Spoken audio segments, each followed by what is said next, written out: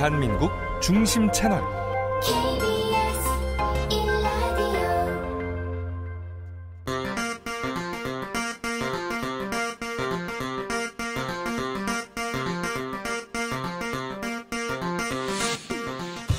주진우 라이브.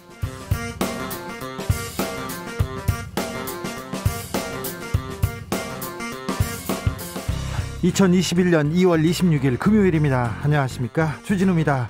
이제 백신의 시간입니다. 오늘 역사적인 1호 백신 접종 시작했습니다. 코로나와의 사투 400여일 그동안 잘 견디셨습니다. 아직 안심할 단계는 아니지만 그래도 희망의 빛이 보이는 듯 합니다. 백신 접종에 대해서 궁금한 점 많으시죠? 백신 박사님께 물어보는 시간 준비했습니다. 그리고 백신 1호 접종자도 만나보겠습니다.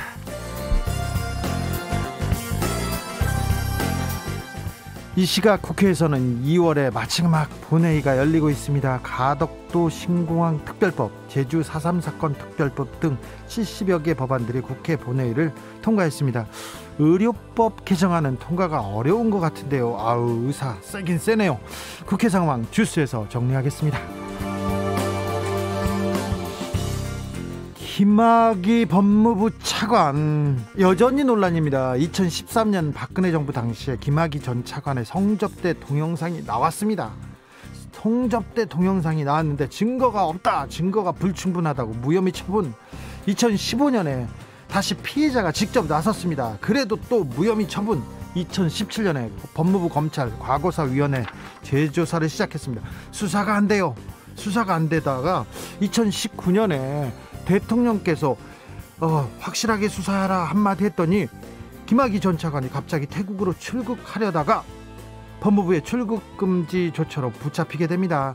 그런데요, 김 전 차관의 수사의 초점이 성접대, 뇌물수수 아닙니다. 검사들은 왜 수사하지 않았는가? 이것도 아닙니다. 갑자기 불법 출금 의혹으로 수사가 진행되고 있습니다. 그러다가 갑자기 검찰에서 이성윤 서울중앙지검장 피의자로 소환하겠다 계속 발표했습니다. 그러자 오늘 이 지검장이 검찰에 진술서를 제출했습니다. 관련 내용 초지일검에서 논해보겠습니다. 나비처럼 날아 벌처럼 쏜다. 여기는 주진우 라이브입니다.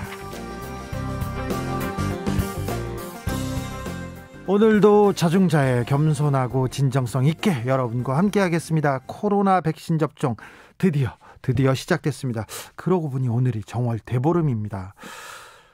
대더위 이거 요즘 안 하더라고요. 더위 팔기 안 하셨죠? 귀발기술 그런 거 아세요? 부럼 깨물기 이거 하셨습니까? 다 하셨습니까? 오곡밥 먹고 나물 챙겨 드셨나요? 오늘 맛있는 거 많이 먹는 날인지 아시나요? 자, 정월 대보름, 보름달을 보면서 소원 빌기는 잊지 않고 계시죠? 오늘 달 보고 소원 비세요. 사랑하는 사람들을 위해서 기도하십시오. 서울은요, 보름달 뜨는 시간이 5시 5분. 방금 전에 5시 5분 주진우 라이브 시작과 함께 달이 뜨기 시작했다고 합니다. 아직 달을 찾아볼 수는 없지만 밤에 달 보고 기도하십시오. 가족들을 위해서, 그리고 주변 사람을 위해서. 코로나 물러가라 기도하겠습니다. 자, 부디 코로나 바이러스 물러가고 그리운 일상으로 가는 길이 속히 다가오기를 제가 빌겠습니다. 여러분 계신 곳 보름달 잘 보이나요? 여러분의 소원은 무엇인가요? 들어보겠습니다. 샵9730, 짧은 문자 50원, 긴 문자는 100원이고요. 콩으로 보내시면 무료입니다. 자, 그럼 주진우 라이브 시작하겠습니다.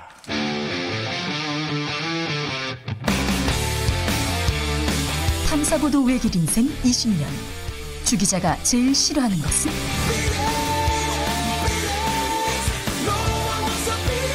이 세상에서 비리와 부리가 사라지는 그날까지 오늘도 흔들림 없이 주진우 라이브와 함께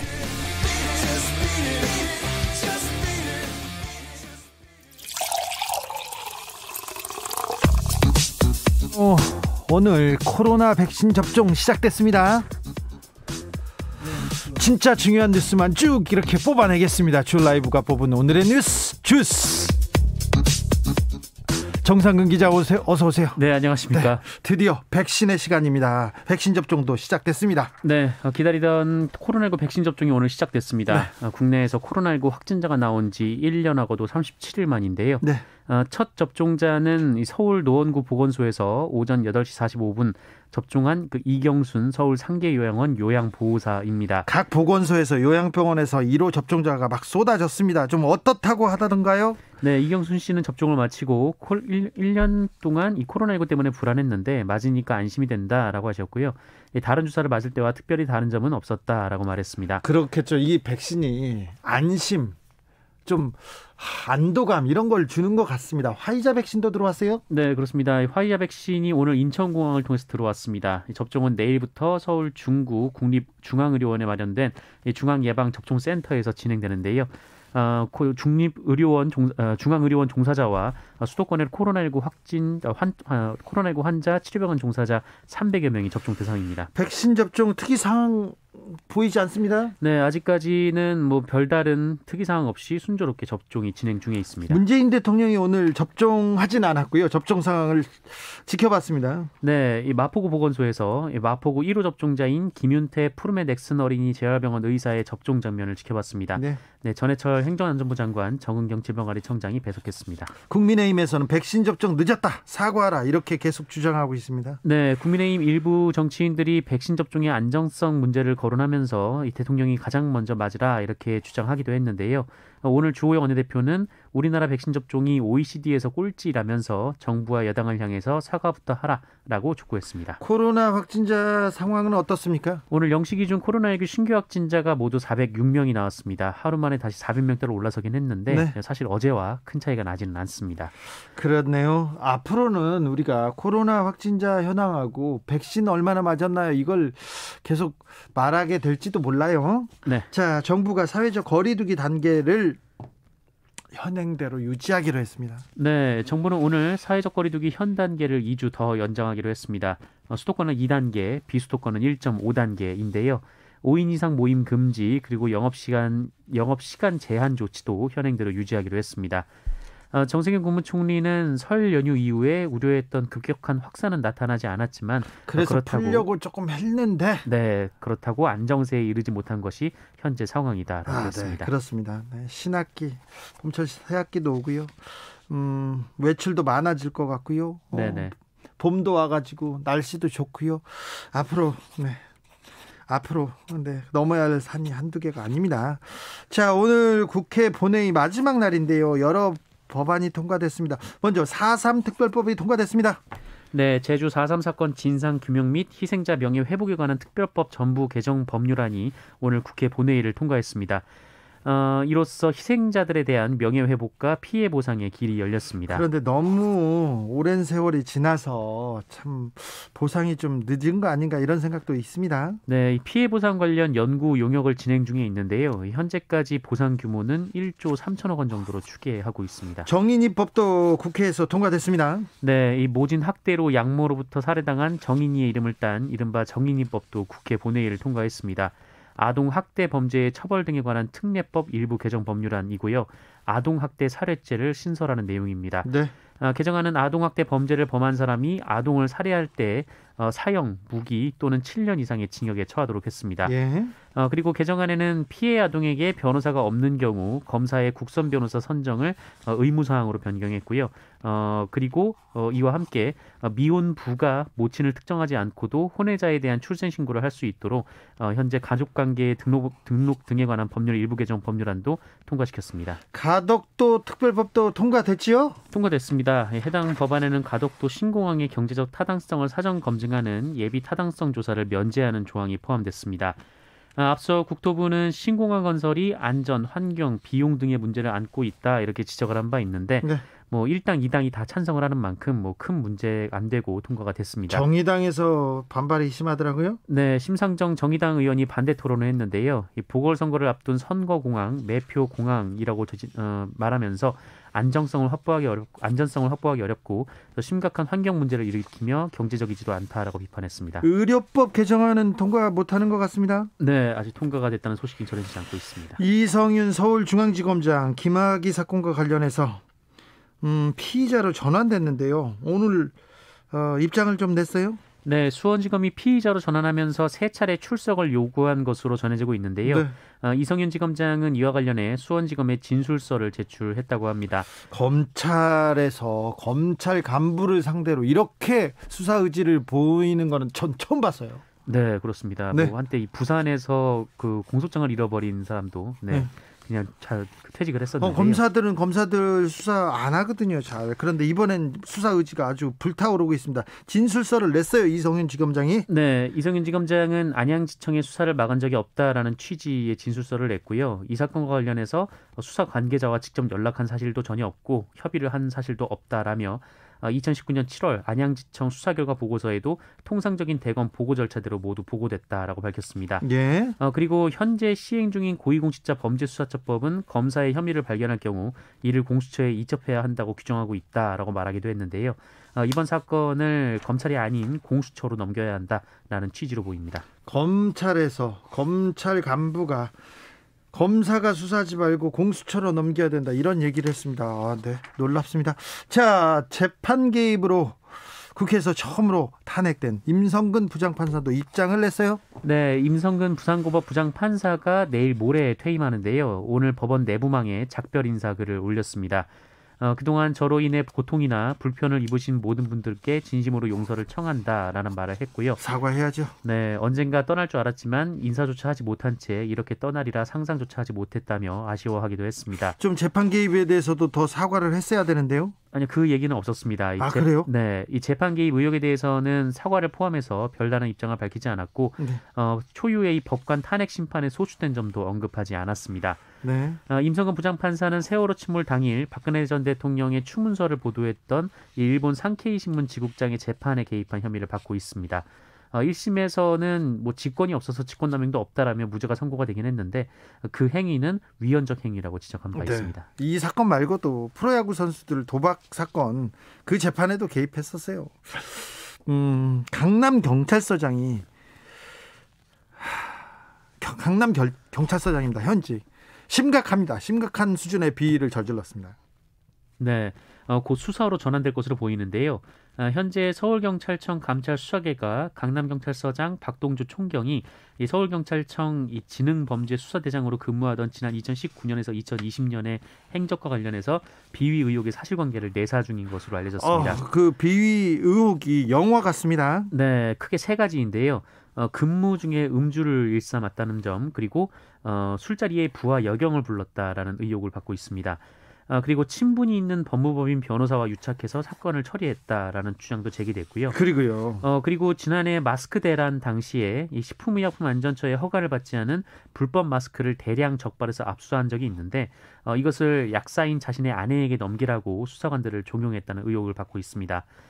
경찰은 현재 조사받는 동안 정상적인 업무가 불가능하다면서 박 총경을 대기 발령했습니다. 경찰의 무게가 경찰의 책임이 매우 커졌습니다. 그래서 경찰에서 더 책임감을 갖고 나서줘야 됩니다. 네, 이런 비위 사실은 명확하게 해결하고 가야 됩니다. 박근혜 전 대통령이 아직까지 벌금을 한 푼도 안 냈어요? 네, 이 국정농단 그리고 국정원 특수활동비 상납 등 혐의로 유죄 확정 판결을 받은 박근혜 전 대통령이 기한 내에 벌금과 추징금을 한 푼도 내지 않아서 검찰이 강제 집행 방법을 검토 중입니다. 벌금을 어떻게 납부하겠다라는 계획을 알려온 것도 없다라고 하는데요. 재판도 그렇고 한국의 법적인 체계에 대해서 전혀 무시 전략을 쓰고 있습니다. 네, 박근혜 전 대통령은 지난달 14일 이 대법원에서 징역 20년에 이 벌금 180억 원 그리고 추징금 35억 원을 확정받았고요. 형법상 벌금은 판결 확정일로부터 30일 이내에 납부를 해야 합니다. 네. 벌금을 내지 않으면 최대 3년간 노역장에 유치를 하게 돼 있습니다. 네. 이에 서울중앙지검은 재판 과정에서 동결한 재산에 대한 환수 절차를 밟을 것으로 보이는데요. 네. 앞서 검찰은 박근혜 전 대통령의 내곡동 주택과 30억 원가량의 추표를 추징 보전한 바 있습니다. 예전에 그 추징 당할 것을 우려했는지는 모르겠지만 박근혜 전 대통령이 자기 변호사한테 돈을 이렇게 갖다 놓은 그런 정황이 있어서 그 부분이 그 검찰에 발각되기도 했습니다. 이명박 전 대통령 벌금은 어떻게 됐습니까? 뭐 아직 냈다는 얘기가 안 들리고 있습니다. 아니 이명박 전 대통령 소식도 좀 전해주세요. 내가 서운하려고 그래요. 속상하려고 그래요. 왜 이명박 전 대통령 기사는 좀 없는 거예요? 참 안타깝습니다. 참 다음 알려주세요. 네. 서울시 교육청으로부터 설립 취소 통보를 받은 한유총 사건 기억하시죠? 그런데 한유총이 불복해서 소송을 냈어요. 그런데 한유총이 이겼습니다. 네. 지난 2019년 그 이른바 유치원 대란으로 큰 논란을 불렀던 그랬죠. 네, 한국 유치원 총연합회에 대해서 이 서울시 교육청이 법인 설립 허가를 취소했었는데요. 그렇죠. 이 법원이 한유총의 손을 들어줬습니다. 예. 앞서 1, 2심은 이 한유총의 개원 연기 투쟁에 참여한 사립 유치원이 이 전체의 6.2%에 불과했고 개원 연기 기간도 하루에 불과했다라면서 이 서울시 교육청이 과한 조치를 취했다는 취지의 판결을 내렸었는데요. 대법원이 오늘 이 판결을 확정했습니다. 이 서울시 교육청은 아쉽지만 겸허히 받아들인다라는 입장을 밝혔습니다. 네. 정인입법이 통과됐습니다. 그런데 지난달 친모에게 살해당한 아이가 출생신고도 안 돼 있었다. 그런 소식에 많은 분들이 마음 아팠었는데요. 출생신고가 이루어졌습니다. 죽고 나서야. 네, 지난 1월에 있었던 사건인데요. 그 인천 미추홀구에 거주하는 40대 친모로부터 8살 아이가 살해당한 일이 있었습니다. 이 친모는 아이를 살해한 후에 일주일여간 시신을 방치했다가 지난달 15일 119에 신고를 했는데요. 이후 자신도 극단적 선택을 시도했다가 실패하고 이후 살인 혐의로 구속된 바 있습니다. 그리고 이 따로 떨어져 살던 이 친부가 있었는데 네. 아이를 돌보지 못한 자책감을 호소하다가 역시 극단적 선택으로 사망한 일이 있었습니다. 네. 이 아이가 출생 신고가 안 돼서 이름이 없었는데요. 이 사망을 한 뒤에야 이름을 갖게 됐습니다. 검찰은 어제 오후에 이 미추홀구청에 아이의 출생 신고서를 제출했는데요. 구치소에 수감 중인 친모와 상의를 거쳐서 생전에 불렸던 이름을 출생신고서에 기재를 했습니다. 이 과정에서 검찰은 검사나 지자체가 직권으로 출생신고를 할 수 있는 법률 개정안을 법무부와 대검찰청에 건의하기도 했습니다. 네, 아이가 태어났는데 사랑을 받기만도 모자란 아이였는데 네, 다시는 출생신고와 함께 사망신고도 함께 됐습니다. 네, 다시는 이런 일은 없어야 될 텐데요. 네. 아이고, 치킨 배달하던 50대 가장이 있습니다. 가장이. 그런데 음주운전하고 역주행하던 차에 치여서 숨졌어요.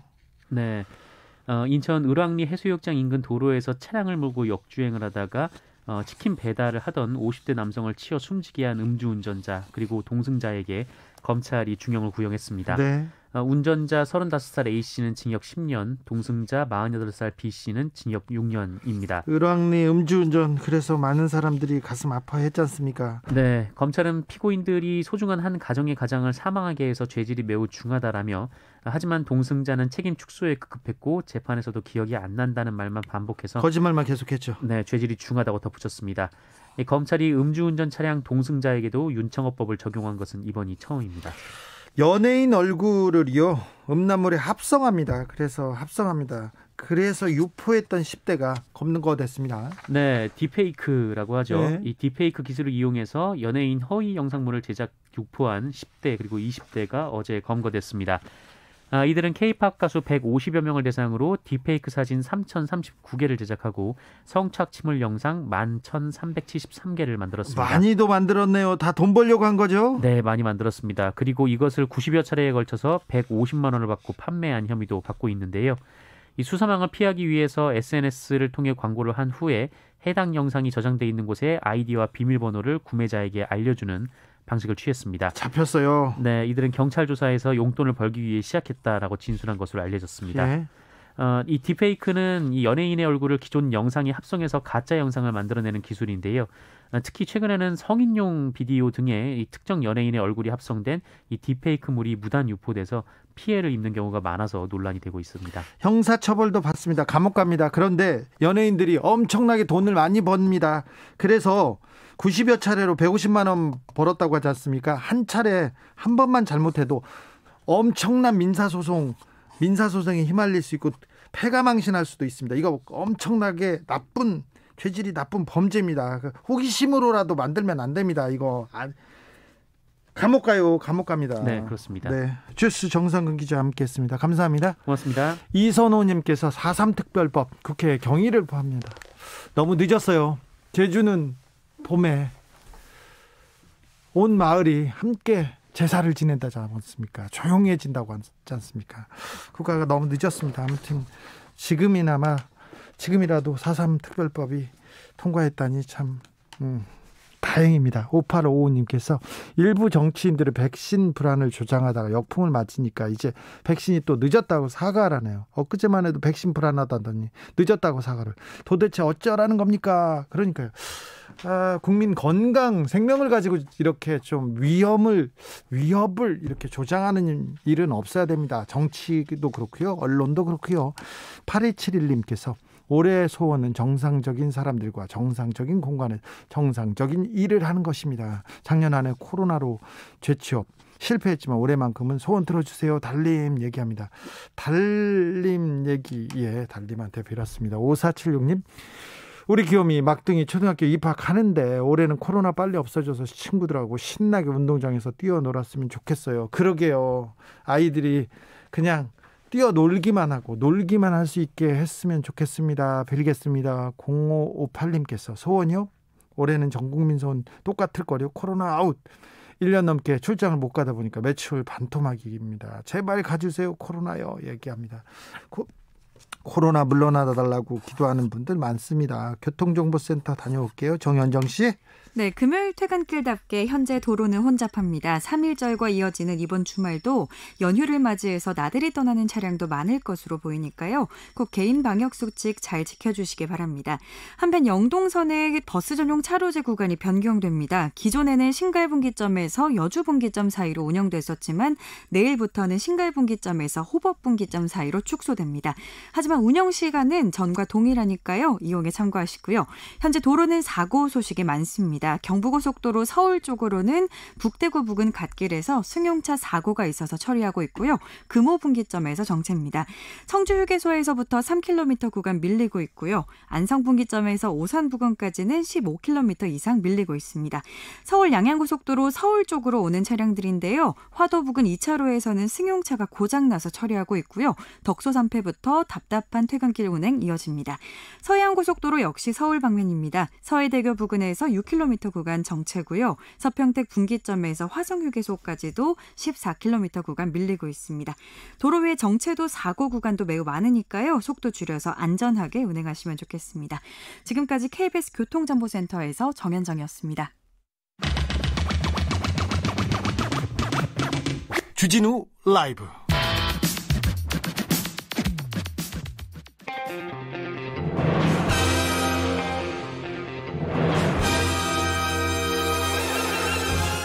검찰개혁 멈추는 순간 실패다. 검사들이여 더 건강한 검찰 조직을 위해 뼈를 태우고 태를 벗는 각오를 다지자. 초심으로 돌아가자. 검찰개혁을 위한 뜨거운 한걸음 초지일검. 검찰 이제는 스스로 새로워지고 거듭나야 할 때입니다. 주진우 라이브가 검찰개혁에 벽돌 2장 올려놓겠습니다. 여의지검 개혁부 검사 출신 김경진 전 의원, 안녕하세요. 안녕하세요. 김경진입니다. 김경진 의원님, 오프닝 멘트 마음에 드십니까? 아니요, 아직 많이 부족해요. 아직이요? 예. 네, 더 갈고 닦겠습니다. 똑같은 거 아니에요? 지금까지 계속? 아니요, 많이 나아졌죠. 많이 나아졌죠. 바꾸긴 바꿨는데 네. 핵심이 안 들어갔어요. 어쨌든 제가 다음 주에 저 초안을 가지고 갈게요. 그러겠습니다. 다음에 와서 네. 저희가 논의를 하겠습니다. 자, 그리고 오늘은 판사 출신 서기호 전 의원 모셨습니다. 안녕하세요. 네, 안녕하세요. 네. 저는 뭐 전에 게 더 멋있었던 것 같은데 초지일검. 네. 그 표현 네 글자요. 초지일검은 우리 이름은 안 바뀌었어요. 네. 초지일검 그대로인가요? 네, 그렇습니다. 자, 일관되게 네. 일검으로 가시죠. 네. 알겠습니다. 저 일관되게 가겠습니다. 검찰 개혁을 위해서.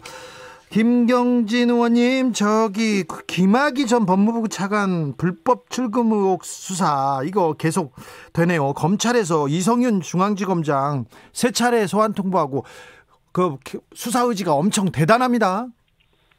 글쎄 이제 그 김학의 전 차관에 대해서 네. 이제 처벌을 할 필요성이라든지 이런 것들은 분명히 있었는데 네. 다만 이제 이 출국 금지를 요청하는 과정에서 분명히 실정법 위반의 어떤 절차적인 범법 행위가 분명히 있는 건 맞는 것 같아요. 네. 당시 이제 실무 담당 검사가 허위 내사 번호를 붙였다든지 또 검사장이 직인조차 안 지킨 어떤 출금 요청서를 보내서 이 법무부에서 그거를 기반으로 해서 이제 출국 금지를 한 것은 어쨌든 일정 부분 이제 김학의에 대한 처벌 필요성 문제하고 상관없이 실정법 위반이 분명히 있는 것 같고요. 그 사건을 이제 이전에 안양지청에서 수사를 하려고 하니까 이성윤 지검장이 당시 이제 대검 반부패 수사부장으로 재직하면서 이걸 인위적으로 틀어막았다. 이게 이제 직권남용 혐의인데 예. 안양지청에서 한 3번 정도 출석 요구를 했는데 계속해서 지금 안 나오고 있다는 것 같고요. 다른 뭐 수원지검장, 문홍선 검사장이라든지 이런 분들은 아마 이제 출석을 해서 조사를 받았다고 하니까 이성윤 지검장도 출석해서 조사를 받는 게 좋을 것 같고, 지금 진술서만 제출을 했다고 하는데 어쨌든 검사 출석에 신속하게 응해주는 것이 좋지 않을까 그렇게 봅니다. 서기호 의원님. 네, 일단 그 출국금지 과정에서 사건 번호가 이제 잘못 기재된 부분은 그것은 이제 출국금지의 본래 본질적인 부분이 아닙니다. 그러니까 본질적인 부분은 피의자로서 범죄 혐의를 의심받고 있을 때 네. 출국금지를 긴급 출국금지 요청할 수 있는 건데 그렇기 때문에 거기서 사건 번호가 좀 잘못 기재했다 하더라도 그걸 가지고 허위 공문서 작성이라고 보기는 어렵다고 저는 생각하고요. 그렇기 때문에 이제 이성윤 지검장에 대한 직권남용 혐의도 있을 수가 없는 건데 지금 현재 갑자기 뭐 거의 2년이 지나서야 이 문제가 불거진 것은 근본적으로 서울 이성윤 지검장을 찍어내기 위한 수사입니다. 왜냐하면 서울중앙지검장 이성윤 지검장이 지금 한동훈에 대한 이제 불기소 처분을 이제 막고 있다 이런 막고 있는 게 아니라 사실은 정확하게 말하자면 포렌식이 안 됐기 때문에 이제 결재를 안 하고 있는 건데 그 부분을 이제 압박하기 위한 게 있고 또 한 가지는 서울중앙지검에 이제 윤석열 총장의 부인 사건이 있습니다. 그 부분을 이제 기소하려고 하는 거에 대해서 못하게 하려는 그런 의도가 숨어 있다라고 생각합니다. 김경진 의원님. 글쎄요, 그게 이제 저는 그게 그러니까 김학의 사건 수사의 필요성 때문에 부득이한 측면이 있다. 예. 네, 그런 점은 저도 인정을 해요. 네네. 내사번호 허위로 넣은 것은 명확한 허위 공문서 작성죄 범죄가 되는 거고요. 예. 이제 그걸 수사하려고 하는 것을 이제 대검 반부패 부장이 막았다고 하는 것도 문제고, 다만 이제 이게 인정이 된다고 하더라도 그럼 어디까지 얼마만큼 처벌하는 게 적절한가, 그 문제에 대한 고민은 추후에 하더라도 일단은 이게 수사하는 과정에서 수사를 하지 말라고 압력을 넣었다면 조사해야 될 필요성은 분명히 있는 것이기 때문에 이성윤 지검장은 어쨌든 바로 출석해서 조사를 받기를 바랍니다. 공수처로 넘길 문제다 이런 얘기에 대해서는 어떻게 보세요, 김경진 의원님? 글쎄 이제 그 부분이 조금 골치 아프게 됐어요. 그러니까 공수처법에 보면 네. 이제 검사에 대한 범죄 사실은 이게 공수처로 넘겨야 되는 것처럼 공수처법 25조 2항이 돼 있거든요, 보면. 근데 지금 공수처가 아직은 이게 이 공수처장하고 차장만 있지 검사나 수사관 구성도 안 돼 있고, 그래서 이거를 넘겼을 때는 언제 수사가 이루어질지도 알 수 없는 부분이기 때문에 그 전까지는 검찰에서 수사를 하는 게 맞는 것 같고요. 네. 그래서 김진욱 공수처장도 어쨌든 구체적으로 이 사건을 이첩하는 부분에 대한 논의는 아직까지 없었다. 지금 이렇게 하고 있는 것이 아마 그런 사정을 두루 감안한 발언이 아닌가 이렇게 봅니다. 서기호 의원님. 네, 시장초 이게 뭐 직권남용죄가 될 수 없는 사안이기도 한데다가 의도적으로 이성윤 지검장 찍어내기 위한 수사이기 때문에 사실은 수사 자체가 검찰에 시작하면 안 되는 건데요. 혹시라도 그것을 하더라도 검사의 직권남용죄에 대한 거기 때문에 명확하게 공수처 수사 대상입니다. 그러면 공수처에 이첩을 해야 되는데 지금 당장은 공수처가 받을 수 없는 상황이기 때문에 속도를 좀 이거야말로 조절을 해야 된다 생각합니다. 네. 서두를 만한 사건이 아니다라는 거죠. 이 사건이 급하지 않거든요. 지금. 네, 김경진 의원님 이건 하나만 물어볼게요. 제가 검찰에서 검사에 대해서 이렇게 수사 의지를 불태우는 경우를 본 적이 없는 것 같은데요. 그건 그렇죠. 근데 그전에도 뭐 검찰에서 검사들 내부적으로 문제 있는 검사들 구속하기도 하고 기소하기도 하고. 구속하기도 했죠. 근데 명확한 불법 행위가 나왔을 때였지 직권남용으로 이렇게 열심히 하는 건 저는 본 적이 없는 것 같아요. 근데 이게 지금 그러니까 이제 아마 그 권익위에 공익신고를 했다는 거 아니에요, 보면. 네. 그리고 그때 당시에 과정을 상세하게 기재를 해가지고 지금 검사가 그렇게 했죠. 예, 그렇게 했다는 걸 보면 어쨌든 가부간에 저도 이 사건이 얼마만큼 지금 처벌을 강하게 해야 되느냐, 처벌의 필요성이 크냐, 그 부분에 대해서는 저도 이게 처벌의 필요성이 크다고는 생각지는 않지만 네.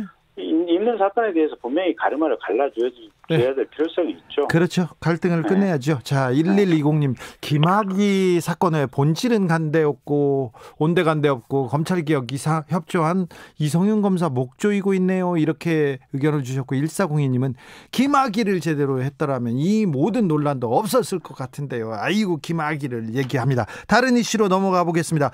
박범계 법무부 장관의 최근 행보도 좀 살펴보겠습니다. 박범계 장관이 대전에 갔는데 대전지검 검사들이 집단 휴가를 갔다는 보도가 나왔는데요. 이거 그랬어요, 검사들이? 글쎄, 그러니까 정확히는 대전지검을 간 건 아니고 대전지검은 지금 탈원전 수사를 하고 있죠. 월성원전 수사 때문에 안 가겠다라고 했고, 네. 이제 지검 말고 수사와 상관없는 고검을 가겠다라고 했는데, 지금 조선일보에 무슨 기사가 났냐면, 이게 박범계 장관 꼴보기 싫으니까, 그렇죠. 이게 상당수의 검사들이 그냥 연가내고 이 참석을 안 해서 항명했다, 이런 식으로 보였죠. 그래서 결국 이제 검사장하고 대전 고검장하고 법무부 장관하고 이 간부 검사들만 이렇게 면담을 했다, 이런 취지의 기사가 나왔는데, 네. 그 법무부 해명은 이제 당일 연가를 낸 검사가 있긴 있었는데 2명이었다. 예. 그리고 간담회는 사전에 이제 예정대로 진행됐다, 이렇게 아마 법무부에서 해명이 나왔다는 것 같고요. 예. 근데 이제 그 대전 고검 검사가 5명이라 그래요. 그러니까 이제 5명 중에 2명이 어쨌든 그 당일날 연가를 낸 상황이다, 이렇게 보면 되고요. 예. 이게 뭐 크게 이게 뭐랄까 이슈화될 부분도 아니지 않나 크게 싶어요. 의미를 두기는 그렇습니까? 네. 서기호 판사님도 그렇게 생각하십니까? 일단 집단 휴가라는 말 자체가 굉장히 왜곡된 보도라는 게 밝혀진 거고요. 2명이면 집단은 좀 그렇죠. 예, 2명 가지고 집단 휴가라고 하기는 어렵지 않습니까? 근데 5명 중에 2명이었는데 40% 휴가, 이렇게 안 나온 게 다행이네요, 오히려. 그리고 그 2명 중에서도 뭐 몇 명인지 모르겠습니다만 통원치료차 휴가하는 사람이 있었다고 하는데요. 네, 그렇습니까? 자, 이거는 좀 지나갈 텐데. 자, 박범계 장관이 검찰 직접 수사권 폐지에 대해서 궁극적으로 수사, 기소 분리돼야 된다고 얘기하고 속도를 높이고 있습니다. 이 부분에 대해서는 할 말 많으시죠, 김경진 의원님? 그러니까 이제 도대체 우리 사회에 언제부터 이게 수사하고 기소가 분리되는 것이 선진국 사례고 이게 원칙인 것처럼 얘기를 하는 이 거짓 도그마가 횡행하는지 모르겠는데요. 아니, 기자들 같은 경우도 취재 전담 기자하고 그 취재한 기자를 내용을 바탕으로 해서 기사 쓰는 기자를 분리해두면 이게 기사가 되겠습니까, 보면? 그렇게 쓰는데도 그런 그 잡지사 같은 게 우리나라에는 없고 미국에는 있습니다. 뭐 어쨌든요. 네. 이게 제가 재판을 들어가 보면 옛날에 이제 검사할 때 보면 그 재판장님들 수건이 뭐냐면 직접 수사했던 수사검사가 법정에 들어와서 공판하면서 이 사건 내용에 대해서 공소유지를 해달라고 하는 것이 이제 재판장들의 어떻게 보면 수건이었고요. 이 수사와 기소가 분리되어 있는 것이 세계적인 대세라고 얘기를 하는데 그런 대세는 없어요. 그러니까 프랑스 같은 경우도 검찰청이 수사도 하고 기소도 하고, 뭐 독일 같은 경우도 검찰청이 수사도 하고 기소도 하고, 지난주에도 얘기 들었지만 미국 같은 경우에도 뉴욕주 검찰이 트럼프 대통령 수사도 하고 기소도 있죠. 하고, 네. 일본도 동경지검 특수부라든지 여러 5-6군데 특수부에서 수사도 하고 기소도 하고 다 하는 거거든요. 네. 근데 이걸 마치 수사하고 기소가 분리되어 있는 것이 전 세계적인 추세인 것처럼 거짓말을 이렇게 국민들에 대해서 해대고 있는데 그건 대단히 부적절한 상황이라고 얘기를 하고 있고요. 오죽했으면 김진욱 공수처장도 엊그제 관훈클럽 토론회에서 나와가지고 이게 수사검사가 공판에 안 들어가면 공소유지가 어려워서 이게 이 수사 기소 분리가 맞지 않는다, 이런 의견이 많다, 이런 얘기까지 했어요, 보면. 그래서 제발 좀 상식에 입각한 어떤 입법을 해야 되고, 이게 검찰에 대해서 이 검찰이 살아있는 권력, 이 민주당 정권은 수사를 했다고 그래서 이런 식으로 검찰을 해체하려고 하는 이런 일은 더 이상 발생해서는 안 될 것 같습니다. 서기호 전 판사님. 일단 수사권, 기소권 분리가 세계적 추세인데 이게 좀 왜곡돼서 많이 이야기되고 있습니다. 지난주에 말씀하신 부분에 제가 찾아봤는데요. 네, 찾아보셨어요? 프랑스를 비롯한 유럽 쪽에서는 검사들이 모든 사건을 수사도 하고 기소도 하고 그런 게 아니고 지금 현재 이 중대범죄수사청을 만들려고 하는, 그러니까 6대 범죄 중요한 수사 같은 거를 전담하는 곳이 수사 판사라고 그래가지고 그걸 정확하게 말하면 예심 판사라고도 번역을 합니다. 그러니까 그 사람들은 검사가 아니고, 그러니까 수사 판사라고 불리는데 그렇다고 해서 판사도 아닙니다. 그러니까 쉽게 말하면은 일반 사건은 경찰이 수사를 하고, 그다음에 중대 범죄 같은 이제 소규모지만 되게 사회적으로 이슈가 되는 중대 범죄는 수사 판사라는 사람들이 이제 경찰을 지휘해가지고 수사를 하거든요. 그리고 검사는 기소만 전담합니다. 그렇기 때문에 지금 김경진 의원님께서 말씀하시는 유럽 쪽에서 검사가 다 한다고 하시는데 그 사람들을 검사라고 안 하고 번역할 때 정확하게 말하면 수사 판사, 예심 판사라고 번역을 하고요. 그 넷플릭스의 위기의 민주주의라고 하는 그 드라마에 보면은 브라질에서 그런 그 수사 판사라는 사람 이름이 갑자기 생각 안 나는데 그분이 지금 저 룰라 전 대통령을 이제 수사해가지고 지금 법무부 장관이죠. 네. 예, 지금은 법무부 장관인데 그 당시에는 네. 수사 판사였어요. 그래서 거기서 보면은 번역을 수사 판사로 번역을 합니다. 그래서 수사와 기소가 분리되어 있는 게 오히려 유럽 쪽은 일반화되어 있는 거고, 그 다음에 우리나라에서 워낙 60년 이상을 갖다가 검사가 수사도 하고 기소도 하고 이런 일이 있다 보니까 이게 분리되면 이상하지 않냐라는 생각을 하는 건데, 지금 이미 뭐 80% 이상의 거의 대부분의 일반적인 범죄들은 경찰이 수사를 하고 검사가 그걸 기소하지 않습니까? 그렇기 때문에 이게 그렇다고 해서 그런 대부분의 사건들이 이상하게 지금 흘러나가지는 않거든요. 네. 그리고 수사가 한 검사가 공판에 나왔으면 좋겠다라고 판사들이 이야기하는 거는, 그것은 왜 그러냐면은 기존의 검찰이 수사에를 전념을 하고 공소 유지에는 너무 신경을 안 써가지고 그래서 벌어진 현상인 것이지, 공소유지 검사들의 역량을 강화하게 되면 그것은 문제가 해결이 됩니다. 자연스럽게. 80% 이상 경찰이 수사하고 검찰이 기소, 이거 맞습니까, 김경진 의원님? 아니, 그러니까 이제 초동 사건 최초 입건을 검찰이 하느냐 경찰이 하느냐 이제 아마 이런 비율인 것 같은데요. 네. 이제 대부분의 사건은 일단 경찰에서 입건을 해서 검찰이 이제 이런저런 보완 수사라든지 검토를 해가지고 기소 여부를 결정을 하죠. 근데 지금 이 민주당이 추진하는 것처럼 수사와 기소를 분리를 해버리면, 그러면 경찰이 기소합시다 또는 뭐 중대범죄수사청이 기소합시다라고 가지고 오면, 그러면 그 담당하는 검사는 그러면 거기서 보내주는 그대로 이게 기소를 해야 됩니까? 그러니까 문제는 뭐냐면 자기 생각이나 자기 판단, 자기 검토가 없이 그냥 이렇게 그냥 범죄자가 변호사 선임하는 것처럼 그렇게 작동할 우려가 있기 때문에, 결국은 공직이라고 하는 것은 자기 그 일을 담당하고 있는 사람이 여러 가지 상황이라든지 증거를 스스로 심리 분석 검토해보고 결정하는 것이 원칙이다, 이렇게 봐야 될 것 같고요. 네. 이제 그런 측면에서 수사와 기소가 분리되어야 된다라고 주장하는 부분은 이제 대단한 허구다, 이렇게 봐야 될 것 같고요. 자, 검찰 수사하고 기소를 분리하는 게 검찰 개혁의 방향이라는 건, 이건 엉뚱한 방향이다, 이런 말씀이죠.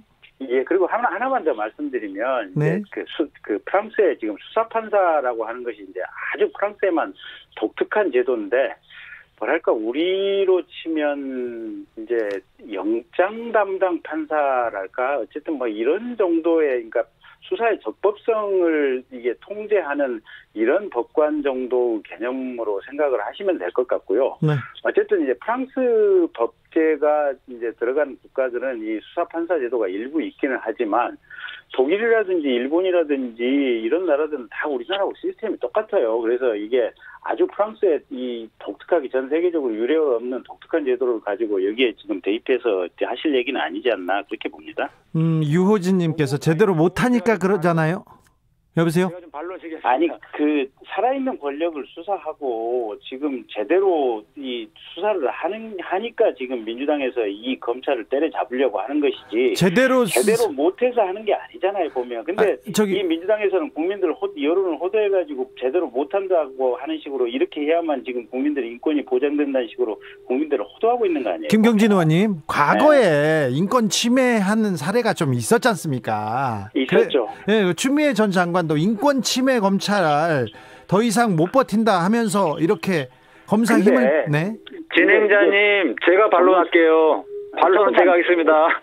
조금만 제가 한 3, 4분 얘기하고 석판사님 얘기하셔요. 아니요, 3, 4분 네, 길고요. 자, 김경진 의원님.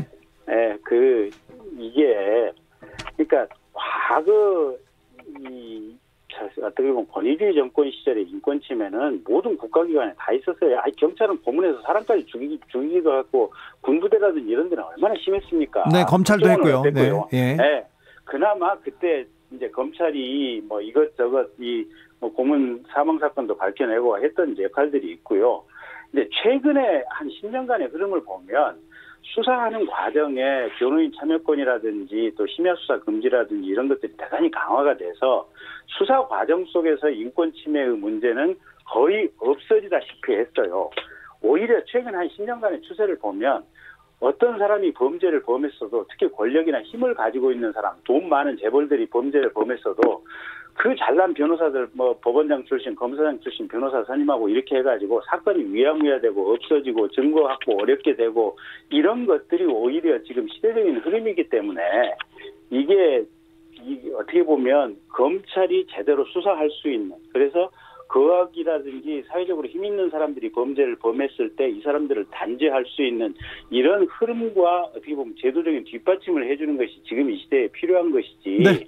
이게 과거에 인권 침해가 있었기 때문에 검찰을 때려잡아야 된다 이렇게 생각하시는 것은 너무 민주당식 논리에 그냥 이게 휘감겨 가는 것이다 이렇게 봐야 돼요. 네, 5521님께서 검사 힘 빼자는 게 핵심입니다. 수사 기소 분리를 해보는 거죠.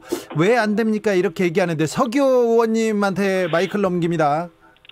이 반론은 제가 하는 건데 진행자님 자꾸 이렇게 반론을 해보시면 제가 반론을 제기할 시간이 줄어들어요. 서기호 의원님? 네, 제가 그 얘기하는 시간에 줄어들고 있어요. 관련해서 조금 설명을 드리면 아니 수사판사가 아니라 이제 그 김경진 의원의 얘기에 반론을 하셔야죠. 넘어가시고 수사판사 얘기는 넘어가시고요. 그건 나중에 할게요. 네.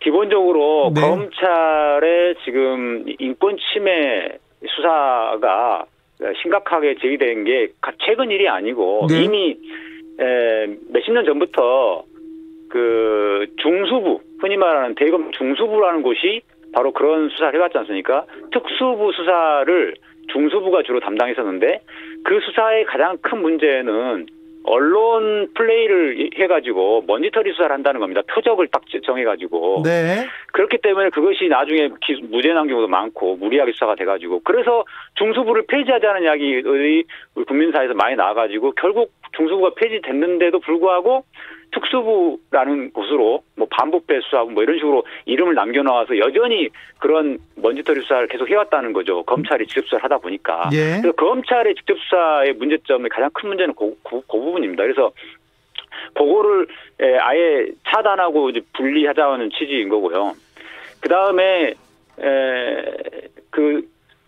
프랑스에만 있는 제도가 아니고 그게 프랑스 법계에 이어받은 스페인, 뭐 포르투갈, 뭐 브라질, 남미 쪽까지 다 굉장히 많습니다. 그다음에 그 외에 나머지 독일이나 이런 데서는 경찰이 수사를 하고 검찰은 기소하고 이런 식으로 분리되어 있습니다. 여기까지 하겠습니다. 네, 수사하고 기소를 분리하면 좀 순기능은 없을까요, 김경진 의원님? 글쎄 이제 순기능도 있을 수는 있는데.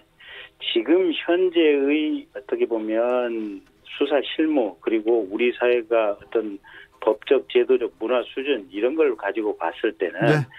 현재는 오히려 지금 그러니까 과거에는 심지어는 경찰 검찰 어디서 다 패고 한 20년 전에는 그러지 않았습니까? 네. 30년 전에 네. 군사 독재 시절에는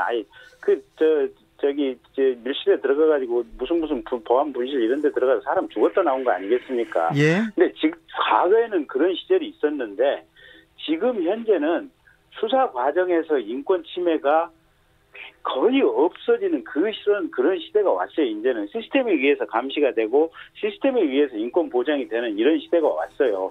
심지어는 교도소에 있는 수감자도 다른 사건으로 구속영장이 발부가 돼 있는데 그 사건에 대해서 수사를 하다가 또 다른 사건 어떤 혐의를 발견했을 때 검사실로 불러서 수사를 하려고 하면 지금 이 정권에서 그렇게 했지 않습니까? 이제는 그 안에 교도소에 있는 사람이 나 검사실에 못 가겠어 이러면 검사가 구치소 가서 조사를 해야 되는 이 정도 상황에 온 거 아니겠습니까?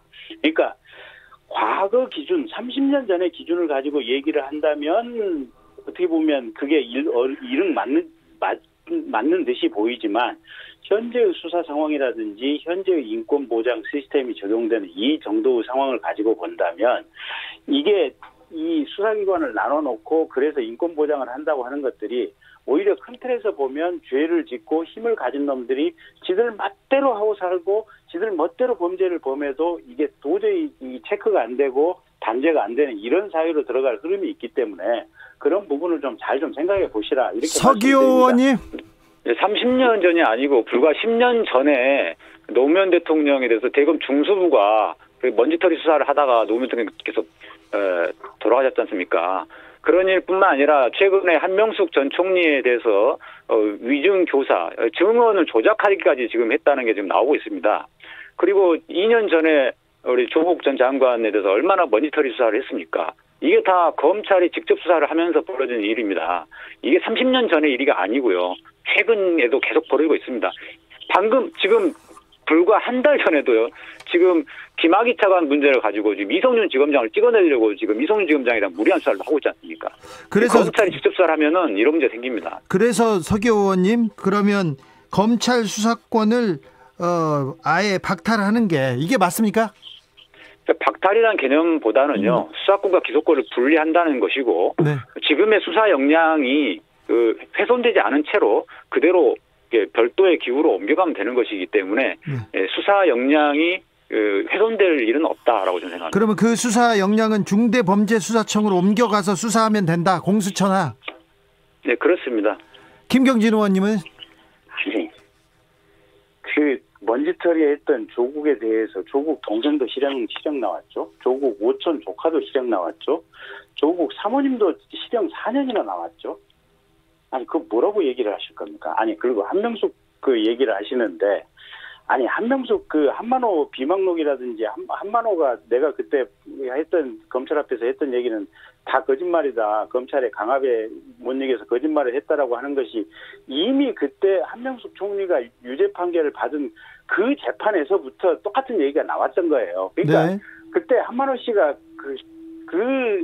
한명숙 씨를 위해서 일부러 거짓말을 해준다고 대법원이 다 이게 판단을 해서 대법원 전원 합의체에서 유죄가 나왔던 거 아니겠습니까? 물론 이제 일부는 전원이고 일부는 소수 의견이 좀 있긴 했지만 어쨌든 3억 원에 대해서는 대법관 전원이 지금 한만호 씨 말하고 상관없이 이게 유죄다라고 인정을 했었던 거 아니겠습니까? 그러니까 이게 정파적인 어떤 논리라든지 자신들 정파에 관련된 사람을 수사한다 그래가지고 검찰이 사실은 한명숙 씨 수사하기 쉽지 않거든요. 이 조국 씨처럼 이게 대통령이 관심 가지고 있고 수없이 많은 사람들이 이 민주당을 지지하는 사람들이 심지어는 사법개혁하자고 서초동에 와서 이 조국 씨 수사하니까 촛불 시위까지 했었던 거 아니겠습니까? 검찰이 수사하기 얼마나 어려웠겠습니까? 그러니까 그런 상황 속에서 검찰이 수사를 해서 이 정도까지 어떻게 보면 진실을 밝혀냈는데 이제 와서 민주당은 검찰이 그런 검찰 완전히 해체시켜버리겠다. 그래서 대한민국에 우리 민주당 정파에 반하는 수사라는 것은 있을 수가 없다. 이런 생각을 가지고 지금 검찰을 해체해야 되겠다. 검찰의 수사권을 뺏어버려야겠다. 지금 이렇게 나가고 있는 거 아니겠습니까? 서기호 의원님. 이게 되겠습니까? 네, 우선 이제 조국 전 장관 관련 수사에서는 조범동의 오촌 조카 사건에서 이미 실형이 나오긴 했지만은 나머지 가장 중요한 부분인 조국 펀드라는 부분이 사실과 다르다. 권력형 비리가 아니다라는 것이 밝혀졌습니다. 이것은 조국 펀드가 아님에도 불구하고 익성 펀드임에도 불구하고 조국 펀드라고 계속 언론 플레이를 해가지고 이거 어떤 권력형 비리인 것처럼 몰아간 거. 이 부분이 아닌 걸로 밝혀졌다는 점. 이 부분이 가장 중요하고요. 또 한 가지 한명숙 전 총리 사건은 한만호의 법정 진술이 번복이 됐는데 그 뒤에 제소자들을 불러가지고 증언 연습을 시켜서 허위의 증언을 하게끔 위증을 하게끔 검사들이 연습을 시키기까지 했습니다. 이런 부분들이 조만간 기소될 거라고 보이는데요. 네. 그 부분 때문에 판사들이 심지어 대법원 재판관들도 속아서 잘못된 판결을 한 겁니다. 초지일검 여기서 마무리하겠습니다. 김경진, 서기호 두 분 감사합니다. 예. 감사합니다. 네, 네. 검찰 개혁으로 가는 길은 이렇게 뜨거워요. 아유, 말만 나오면 방법론 아직도 더 뜨겁게 논의해야 될 것 같습니다. 오늘은 여기까지 하고요. 저희는 MC 스나이퍼의 봄이여 오라 들으면서 잠시 쉬었다가 6시에 돌아오겠습니다. 얼굴을 소매로 닦고 부서져버린 모든 것이 하루의 경계선을 잃고 나 새로운 아침을 열 수 없어 울먹이며 돌아오기를 기다리는 시간을 내다버려요. 알 수 없이 울어대는 내 방식의 초침과 슬픔 속에 피어난 이 알 수 없는 혼란, 이윽고 또 쏟아지는 눈물의 꽃을 달래보아도 막연한 기다림들이 날 기다리고 있죠. 당신의 흔적을 찾아 기적을 만들어내리라. 새들은 알고 있을까 그리운 당신의 목소리, 떠나지 않는 메아리 되어 내 맘을 비추는 봄의 빛, 이 계절을 흘려보내 내 봄이여 내게로 오라.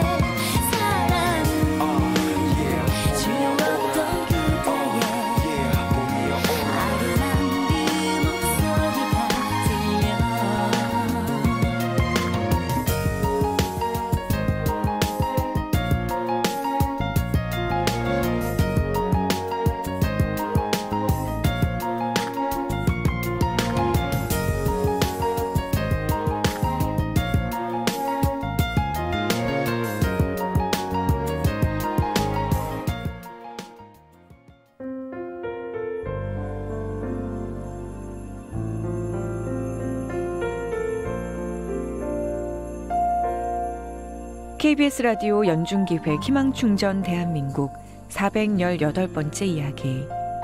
안녕하세요. 아나운서 이연주입니다. 올해 초등학생이 된 성찬이는 학교에 간다는 생각에 설레는 날들을 보내고 있습니다. 할머니와 단둘이 생활하면서 늘 사람이 그리웠던 성찬이. 얼른 학교에 가서 선생님을 만나고 친구들도 많이 사귀고 싶습니다. 할머니는 그런 성찬이에게 예쁜 책가방을 사주고 학교도 직접 데려다주고 싶은데요.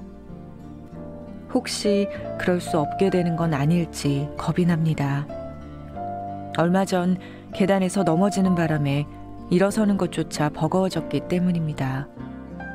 25년째 신장질환으로 혈액투석을 받고 있던 할머니는 갈수록 무너져가는 현실이 야속하기만 합니다.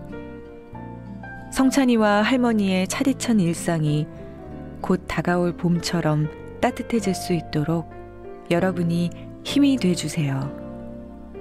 코로나19 여파로 사례자와 취재팀의 안전을 위해 사연으로 대신 전달합니다. 여러분의 따뜻한 손길이 희망의 빛이 됩니다.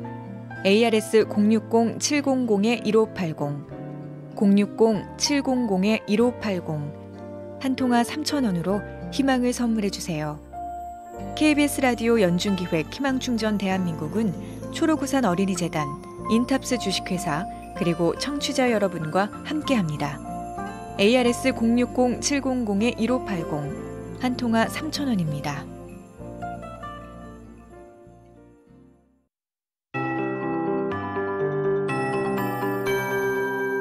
KBS 58분 날씨. 오늘 낮 기온이 많은 지역에서 15도 안팎까지 크게 올라서 봄처럼 포근함이 느껴진 곳이 많았는데요. 해가 지면 다시 빠르게 쌀쌀해지겠습니다. 주말과 휴일 동안에도 오늘과 비슷한 기온을 보이면서 일교차가 15도 안팎까지 무척 크게 벌어지는 곳이 많아 건강관리에 더욱 주의를 하셔야겠습니다. 내일 아침에 철원이 영하 3도, 광주 영상 1도, 서울 2도 등 전국이 영하 3도에서 영상 6도로 시작돼 낮에는 서울 16도, 대전 13도, 대구 11도 등 전국이 7도에서 16도 분포를 보이며 오늘만큼 오르겠고요. 예년 이맘때 기온보다는 2도에서 9도가량 높겠습니다. 한편 오늘 정월 대보름인데요. 지금 중부지방은 하늘이 맑고 남부지방은 구름이 많기는 해도 둥근 보름달은 전국 대부분 지방에서 큰 어려움 없이 볼 수 있을 전망입니다. 주말과 휴일에도 대체로 맑은 날씨가 이어지겠지만 동풍의 영향으로 강원 영동은 내일 아침까지, 제주 산지는 내일 새벽까지 비가 조금 내리겠습니다. 한편 대기가 무척 건조해서 불조심하셔야겠습니다. 특히 수도권과 충북 북부, 강원 영서와 경북 북부 내륙은 건조특보가 발효 중인 상태입니다. 현재 서울의 기온은 14.7도입니다. 송소진입니다.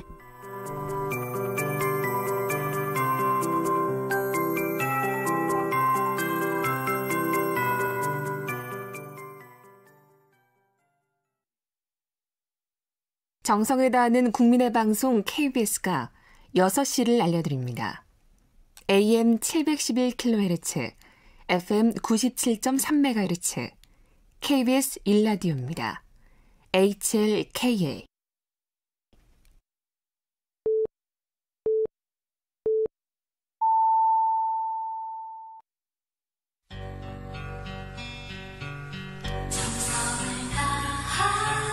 정성을 다하는 국민의 방송 KBS 주진우 라이브. 그냥 그렇다고요.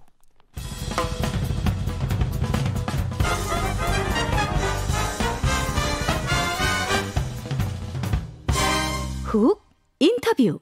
모두를 위한, 모두를 향한 모두의 궁금증 훅 인터뷰. 이제 백신의 시간입니다. 역사적인 코로나 백신 접종, 우리나라에서도 시작됐습니다. 오늘 코로나 백신 주사를 맞은 광주 1호 만나보겠습니다. 광주 보은요양원 고숙 원장님 나와 계시죠? 네, 나와 있습니다. 네, 오늘 백신 접종하셨어요? 네네. 소감이 좀 어떠십니까? 처음에는 부담이 됐는데 접종하고 나니까 후련합니다. 후련해요? 네. 주사 맞기 전에 좀 부담이 됐습니까? 네. 어떤 걱정 됐어요? 처음에 이제 긴장도 되긴 했지만, 네. 지금은 이제 맞고 나니까 걱정되는 부분은 없습니다. 네. 네. 후련합니까? 아파요, 주사? 안 아픕니다. 안 아파요? 다른 주사하고 비교해가지고 진짜 안 아파요? 통증은 없었고요. 네. 개인적인 차이가 있겠지만 저는 일반 주사와 다른 것을 느끼지 못했습니다. 그리고 나서 좀 한 15분, 30분 이렇게 좀 쉬어야 된다면서 추위를 봐야 된다면서요, 주사 맞고 나서. 네네. 괜찮았어요? 네, 저는 접종 후에 모니터링실에서 30분 동안 지켜봤는데 아주 괜찮았습니다. 괜찮습니다. 주변 분들도 같이 맞으셨어요? 다른 분들도 괜찮습니까? 네, 물어보니까 다들 괜찮다고 했습니다. 아, 그래요? 다음 접종은 언제 하세요, 원장님? 다음 접종은 네. 지금 8주 후에 맞잖아요. 네. 그래서 8주에 맞는데 이제 일정은 정해진 것은 없지만 지자체의 일정에 따라서 추후에 네, 알겠어요. 추후에 이제 기다려서 지자체 일정 맞춰서 맞으면 되죠. 자, 보건소 지침에 따르고 있어요. 네, 백신 접종하시니까 인자 안심 되십니까? 네. 그래요? 네네. 네, 저기 그 요양원 운영하고 계시지 않습니까? 다른 분들한테 뭐라고 하십니까? 내가 백신 맞았더니 어떻더라? 응?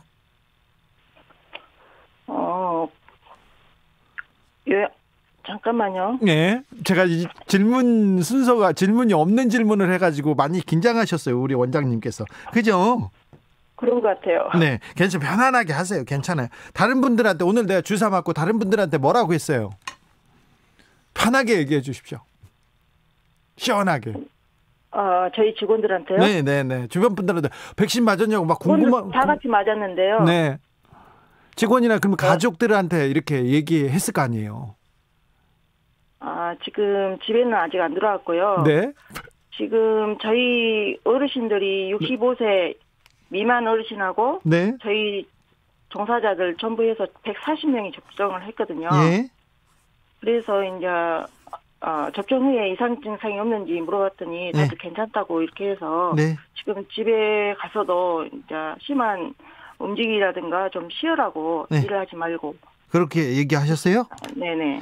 65세 이상 분들도 많잖아요. 병원에, 요양원에. 그렇죠. 이분들은 좀 나도 맞고 싶은데 아쉬워하고 막 그러진 않습니까?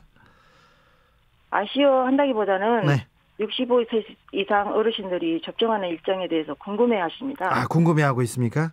네. 네. 자, 오늘 처음으로 광주 1호입니다. 최초로 백신을 접종한 분이 되셨는데, 자, 백신 경험자로서 다른 청취자분들에게 당부의 말씀, 하고 싶은 말씀 있습니까?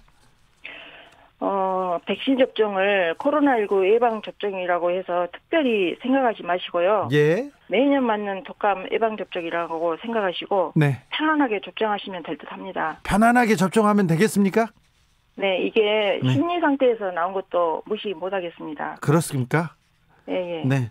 무시 못합니까? 그렇게는. 네. 심리적인 거니까. 자, 편안하게 그냥 주사 맞으면 됩니까? 아프지도 않고요? 네. 아프다고 생각하면 더 아플 것 같아요. 주사는 그렇습니까? 예. 저는 주사 아파요. 그런데 솔직히 별로 안 아픕니까? 안 아픕니다. 저기 지금 아침에 맞았는데 지금까지 아무 증상이 없거든요. 네. 김지윤님께서 솔직히 말해주세요. 겁나요? 이렇게 하는데 솔직히 별로 안 아프고 괜찮습니까? 네, 안 아픕니다. 네, 6939님께서 원장님한테 이행시 보냈어요. 인제는 걱정들 마시고 자신감을 갖고 맞으십시오. 이렇게 하면 되겠습니까? 네, 그렇습니다. 네, 조혜숙님도 저희 이모 광주 사시는데요. 사투리 너무 정겨워요. 저희 이모랑 통화하는 것 같아요 하고 이렇게 응원했습니다. 인자 끊겠습니다.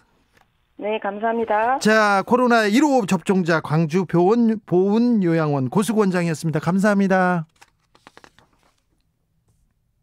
자, 본격적으로 백신 접종 시작됐는데 궁금한 점들 쏟아집니다. 안전한가, 접종 후에 주의할 점 뭔가, 집단 면역 시기도 궁금하고요. 이 모든 궁금증 백신 박사님께 물어보겠습니다. 송만기 국제백신연구소 박사님, 안녕하세요. 네, 안녕하십니까. 국제백신연구소 언제 만들어졌습니까? 1997년에 만들어졌습니다. 1997년이요? 네. 코로나에 급조한 거 아니네요. 인터뷰를 위해서 급조하고 그런 건 아니네요. 네네. 대한민국의 최초로 본부가 있는 국제기구입니다. 네. 그렇습니까? 국제기구예요? 네. 국제백신연구소. 네. 국제라는 동네가 있는 줄 알았는데 1997년도에 만들었고 국제기구라고요. 네. 자, 백신에 대해서 백신연구소니까 백신에 대해서 제가 물어보겠습니다. 자, 언론에서 정치권에서 참 아스트라제네카 백신 이거 안전성 괜찮은가, 부작용 괜찮은가 걱정하는 분들 많습니다. 어떻게 얘기해 주시겠습니까?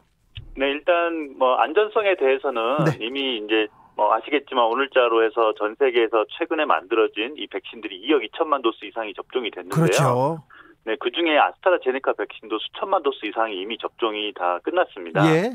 그래서 거기서 나온 자료나 이런 것들을 분석했을 때 기존의 백신에 비해서 특별하게 크게 부작용이라든지 어떤 큰 문제가 있는 것은 지금까지 거의 보고가 되고 있지 않습니다. 그래서 상당히 짧은 기간이었지만 상당한 정도로 안전성이 검증이 됐다. 이렇게 믿고 맞으시면 될 것 같습니다. 네, 화이자 백신 오늘 국내에 들어왔는데 미국 FDA에서 그런 건가요? 초저온 냉동시설 안 해도 된다 이런 얘기도 했어요?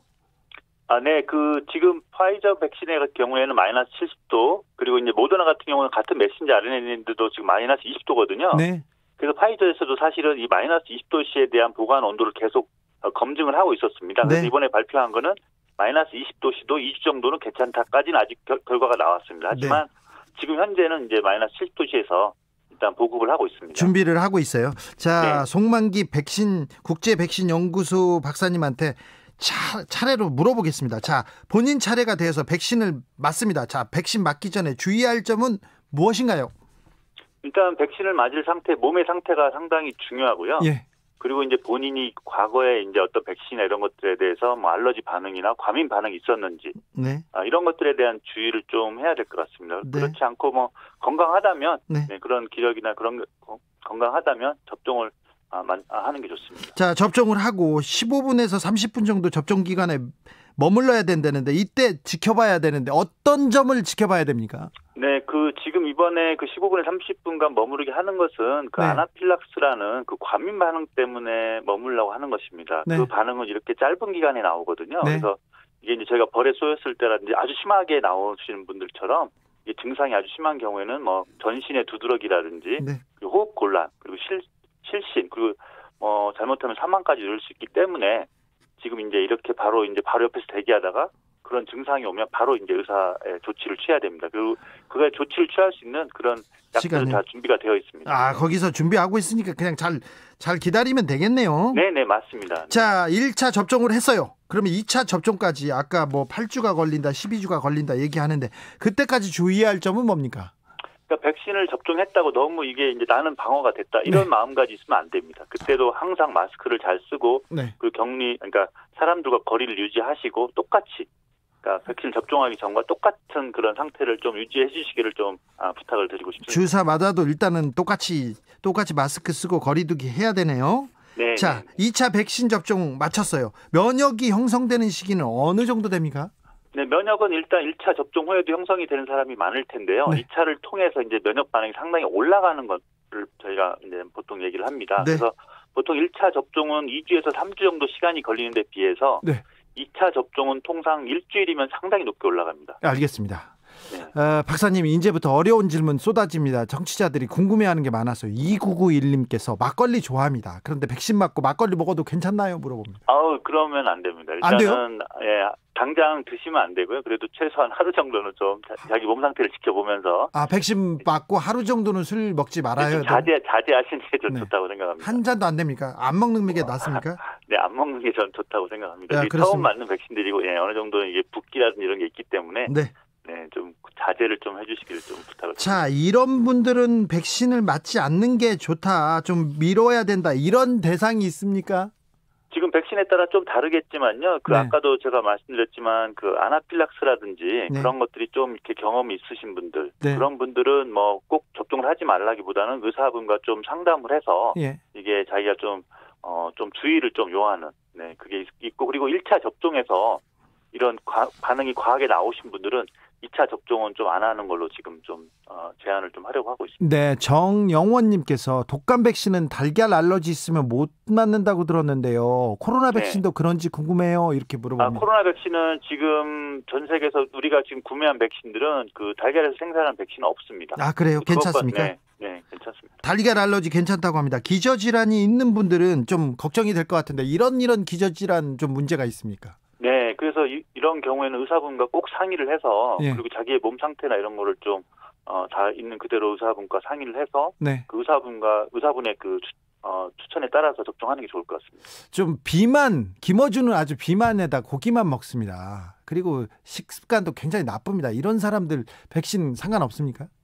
네, 보통 통상적으로 효능이 약간 떨어진다는 보고도 있긴 하지만 이번 백신에 대해서는 그런 조사가 지금 구체적으로 되어 있는 건 없습니다. 일단은 그런 분들은 접종을 하는 거를 추천을 드립니다. 네, 일단은 괜찮다고요. 이스라엘에서는 접종 많이 했지 않습니까? 전 세계에서 접종 속도가 가장 빠른데요.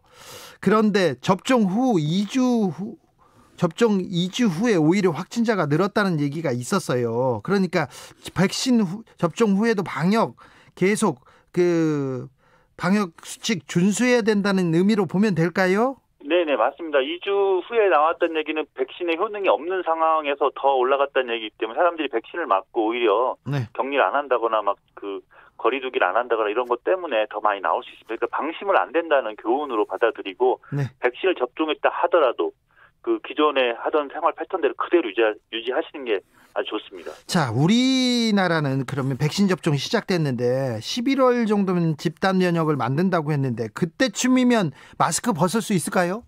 네, 지금 그렇게들 기대를 하고 있는데 꼭 좀 그렇게 됐으면 좋겠습니다. 그러면 지금 질병관리청에서 정부가 예상하는 대로 잘 따라주면 11월 이후에는 마스크를 벗을 수도 있다는 희망적인 얘기네요. 네, 저는 그렇게 기대를 하고 있습니다. 네, 백신 매년 맞아야 됩니까? 독감 백신처럼? 지금 이게 이제 계절화 가능성도 지금 좀 얘기가 나오고 있어서요. 많은 전문가들이 우려를 하고 있습니다. 하지만 또 많은 전문가들은 계절화 되더라도 지금과 같은 정도의 심각하지는 또 않을 수도 있다. 이미 다 많은 사람이 걸리고 백신을 접종했기 때문에 그래서 좀 많은 그 전망들이 좀 다르게 좀 여러 가지가 있습니다. 그럼 박사님은 11월 이후부터는 진짜 코로나를 벗어나는 그런 시간이 될 수 있다고 보시는 거네요? 그러니까 변종에 이제 지금도 이제 좀 변종들이 좀 출현하고 있는데요. 네. 그런 변종들의 심각성이 그렇게까지 심하지 않다면 네, 좀 예정대로 좀 계획했던 대로 좀 진행이 되지 않을까 좀 기대를 하고 있습니다. 자, 우리나라보다 먼저 접종 시작한 나라 특별히 이스라엘이 궁금합니다. 1차 접종을 거의 마쳤고요. 2차 접종까지 끝내서 4월부터는 완전한 일상 복귀를 선언했습니다. 저기 이스라엘 총리가. 이스라엘 사례 어떻게 보고 계십니까? 네, 일단 빠르게 지금 접종을 해서 지금 상당히 높은 수준으로까지 이제 백신이 됐지만 하지만 현재도 매일같이 한 3,000명 정도 나오고 있고요. 네. 그래서 거기도 지금 일단은 백신 접종한 사람들 위주로 해서 그린카드라는 걸 발행해서 네. 지금 거기도 문제를 보면 접종을 안 하는 사람들이 상당히 문제가 되고 있거든요. 네, 거기 종교적으로 안 하는 사람들 많더라고요. 네, 어떻게 해서든 지금 백신의 접종률 높여가지고 지금 이제 일상 복귀를 하려고 하는데 지금 그런 분들 때문에 조금 이제 많은 방해가 있는 것 같습니다. 그래서 좀 이런 접종 계획이 원래대로 시행이 되고 이런 그 이제 동기부여라든지 이런 걸 통해서 좀 더 접종을 많이 해서 네. 70-80% 정도 되면 어느 정도 상당한 일상 복귀가 가능할 것으로 지금 보고 있습니다. 3831님께서 코로나 완치자인데요. 백신 맞아야 합니까? 이렇게 물어봅니다. 네, 일단은 그 미국에서는 그 코로나 걸렸던 분들도 최소 한 번은 맞는 거를 권장을 하고 있습니다. 왜냐하면 그 코로나에 걸렸던 분들도 이 항체라든지 면역 반응이 생기는 정도가 정말 많이 다릅니다. 예. 그렇기 때문에 확실하게 하기 위해서는 최소한 일단 한 번은 맞는. 우리나라는 아마 지금 현재는 2번 다 맞는 거를 대상이라면 2번 다 맞는 거를 현재 권장하고 있습니다. 1913님은 백신 맞아도 걸린다는 말인가요? 그럼 왜 맞나요? 얘기합니다. 이게 백신이 오히려 지금 걸렸던 사람 같은 경우에 면역 반응이 어떤 분은 상당히 높게 나오지만 어떤 사람은 거의 안 나오는 사람도 있습니다. 네. 하지만 백신의 경우에는 상당히 균일하게 어느 정도 수준의 면역 반응을 잘 유도하기 때문에 네. 백신이 그런 좀 이런 좀 더 보편적인 면역 반응을 올리는 그런 효과가 있습니다. 자, 전 세계적으로 2억 명이 넘는 인구가 지금 코로나 백신을 접종했지 않습니까? 네네. 그런데 그 외신 찾아봐도 큰 부작용 사례를 보고된 걸 잘 찾아보지 못했는데요. 어떻습니까? 네, 제가 아까도 말씀드렸듯이 지금 기존의 백신 같은 그런 부작용들, 뭐 통증이라든지 열이 난다거나 아프다거나 이런 부작용들은 보고가 되고 있지만 네. 특별히 큰 문제점 있는 그런 보고들은 지금 거의 되고 있지 않습니다. 그래서 상당히 지금 짧은 기간에 정말 2억 명 이상 2달 반 동안 네. 이게 됐는데 검증이 사실은 상당히 빠르게 지금 진행이 되고 있습니다. 마지막으로 국민들께 당부의 말씀 부탁드립니다. 네. 지금 이게 2달 반이었지만 정말 2억 명 도수 이상으로 많은 접종이 이루어졌고 네. 정말 이 효능 및 안전성이 거의 다 확인이 되고 있습니다. 그래서 가장 좋은 백신은 자기의 바로 옆에 있는 백신입니다. 자기가 맞을 수 있는 백신. 네. 그렇기 때문에 기회가 주어졌을 때 다들 좀 접종을 해주시기를 좀 부탁을 드리고 싶습니다. 빨리 맞는 게 좋죠? 네네 맞습니다. 지금까지 송만기 국제백신연구소 박사님이었습니다. 감사합니다. 네, 안녕히 계십시오. 네. 정치 피로, 사건 사고로 인한 피로, 고달픈 일상에서 오는 피로. 오늘 시사하셨습니까? 경험해보세요. 들은 날과 안 들은 날의 차이. 여러분의 피로를 날려줄 저녁 한 끼 시사 추진우 라이브.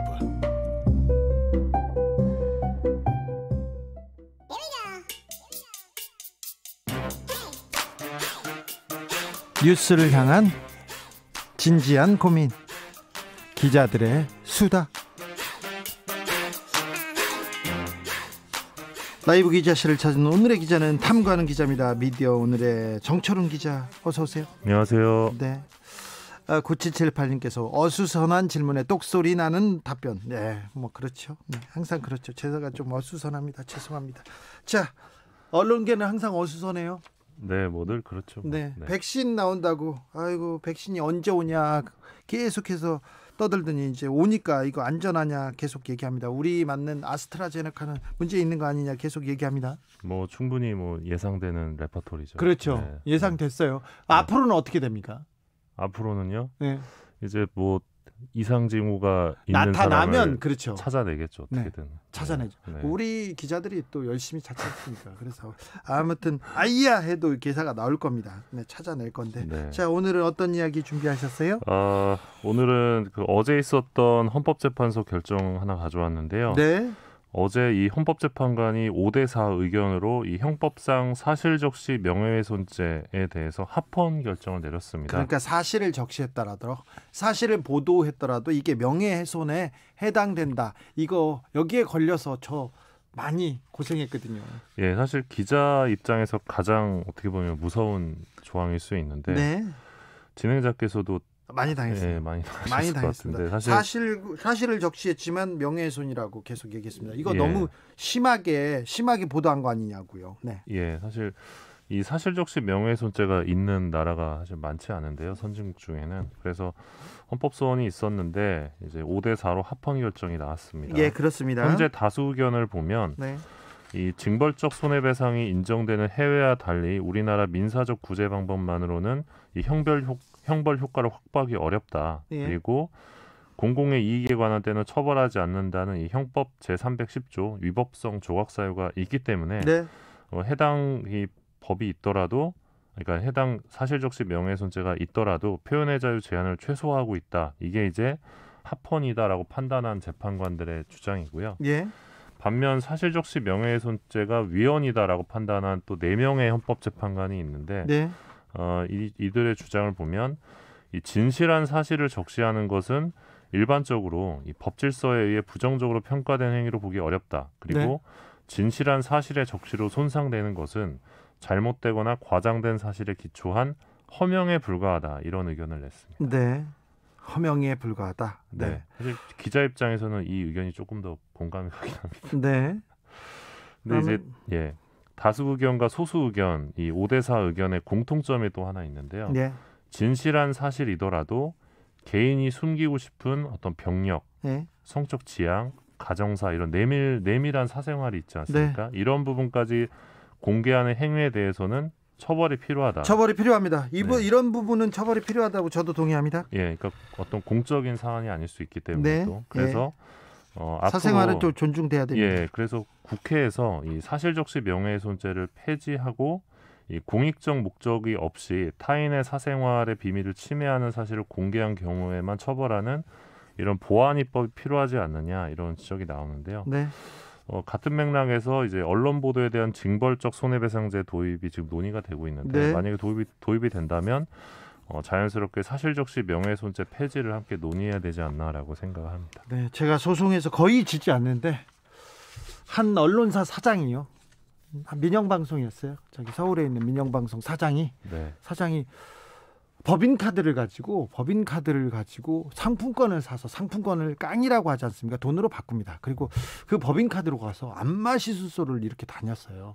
근데 그분이 다른 많은 추문도 일으켰는데 그런 부분을 제가 보도를 했는데 판사님이 저한테 얘기하는 사실은 맞는데 자식 키우는 입장인데 자신을 피는 입장인데 그거 입장도 이해하셔야죠. 그래서 아니 근데 이게 공적인 사안이 아니냐. 공적인 사안이 아니냐고 제가 얘기를 했죠. 그런데 그 사장님께서 워낙 센 로펌을 사가지고 계속 압박을 하니까 처음에는 그 얘기가 아니에요. 이건 공익적인 사안이라고 제 손을 얘기를 들어주다가 나중에는 이렇게 돌아갔던 사실 적시해가지고 제가 졌던 그런 내용이 있었는데 사실적시 명예훼손죄가 합헌입니다. 그러니까 자, 이 부분 그리고 또 특별히 사생활에 대한 거에 대해서는 조금 더 고민을 해야 됩니다. 사실이더라도 어느 취지인지 인정하고 공감하기도 합니다. 다음 뉴스는요? 예, 유튜브 이용자 10명 중 6명가량은 이 사회적 물의를 일으킨 유튜버를 유튜브에서 퇴출시키는 아주 강력한 규제가 필요하다. 이렇게 인식하는 것으로 나타났습니다. 이거 중요합니다. 이분들은 사실을 적시하지도 않고요. 그 사생활을 마구 폭로하고요. 예.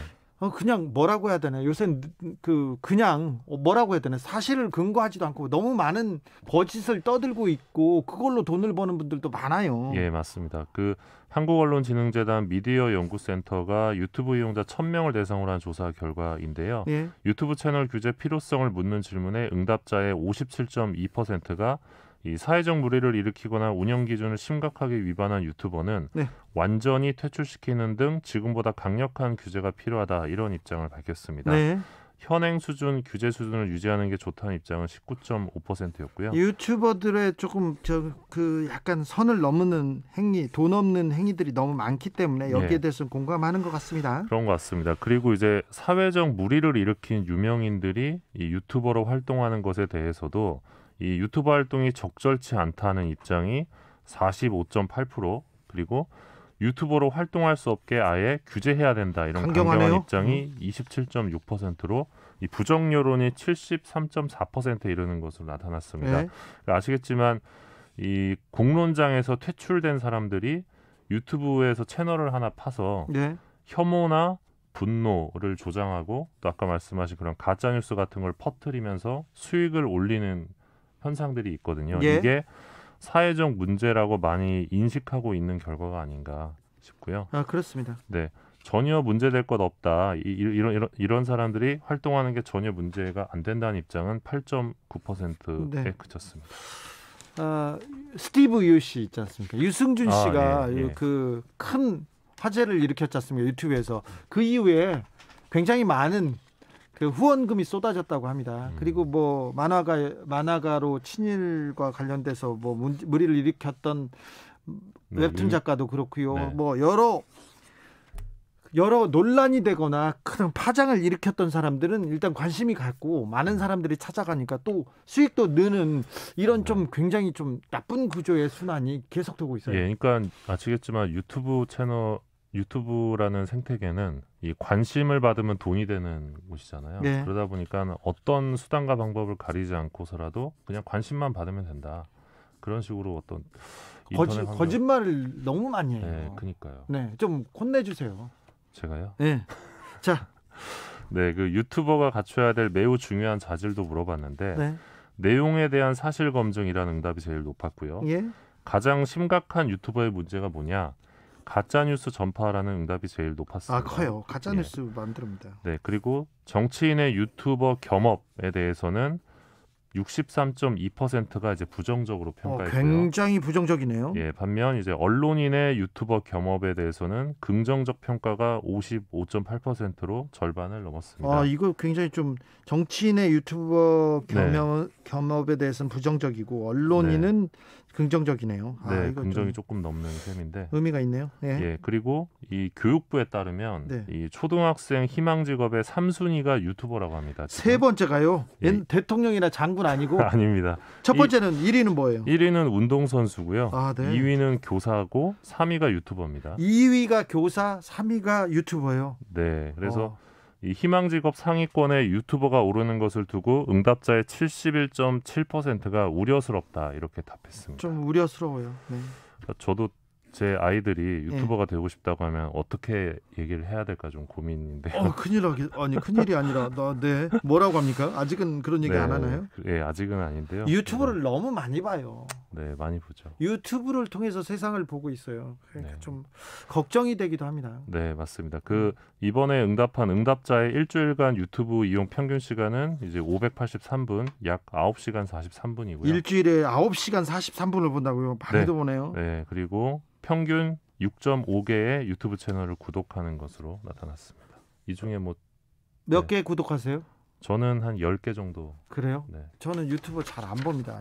유튜브에 저를 잘 안다고 저에 대해서 이렇게 방송을 하는 유튜버들이 있는데 저도 모르는 저에 대해서 막 얘기를 해서 너무 놀랐어요. 저는 모르는 사람이거든요. 근데 그분은 저하고 친하다고 잘 안 돼요. 그래서 너무 놀랐어요.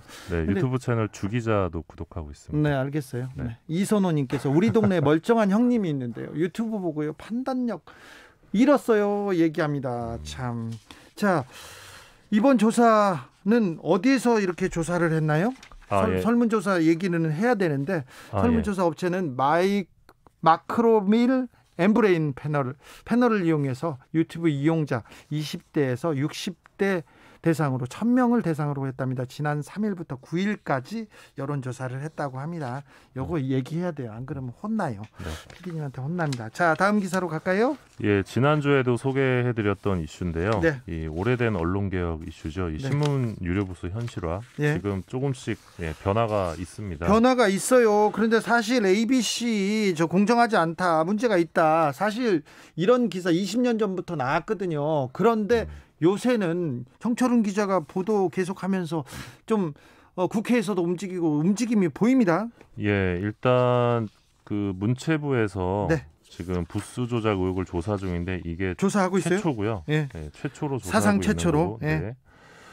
그리고 이제 미디어오늘이 보도한 내용은 ABC 협회가 그 내놓는 이 공사 결과, 유료부수 결과가 실제로 한 2배 정도 부풀려져 있을 가능성이 높다. 네. 그게 이제 문체부의 그 현장 실태 조사에서 드러났고요. 드러났다 이렇게 보도를 했고요. 예.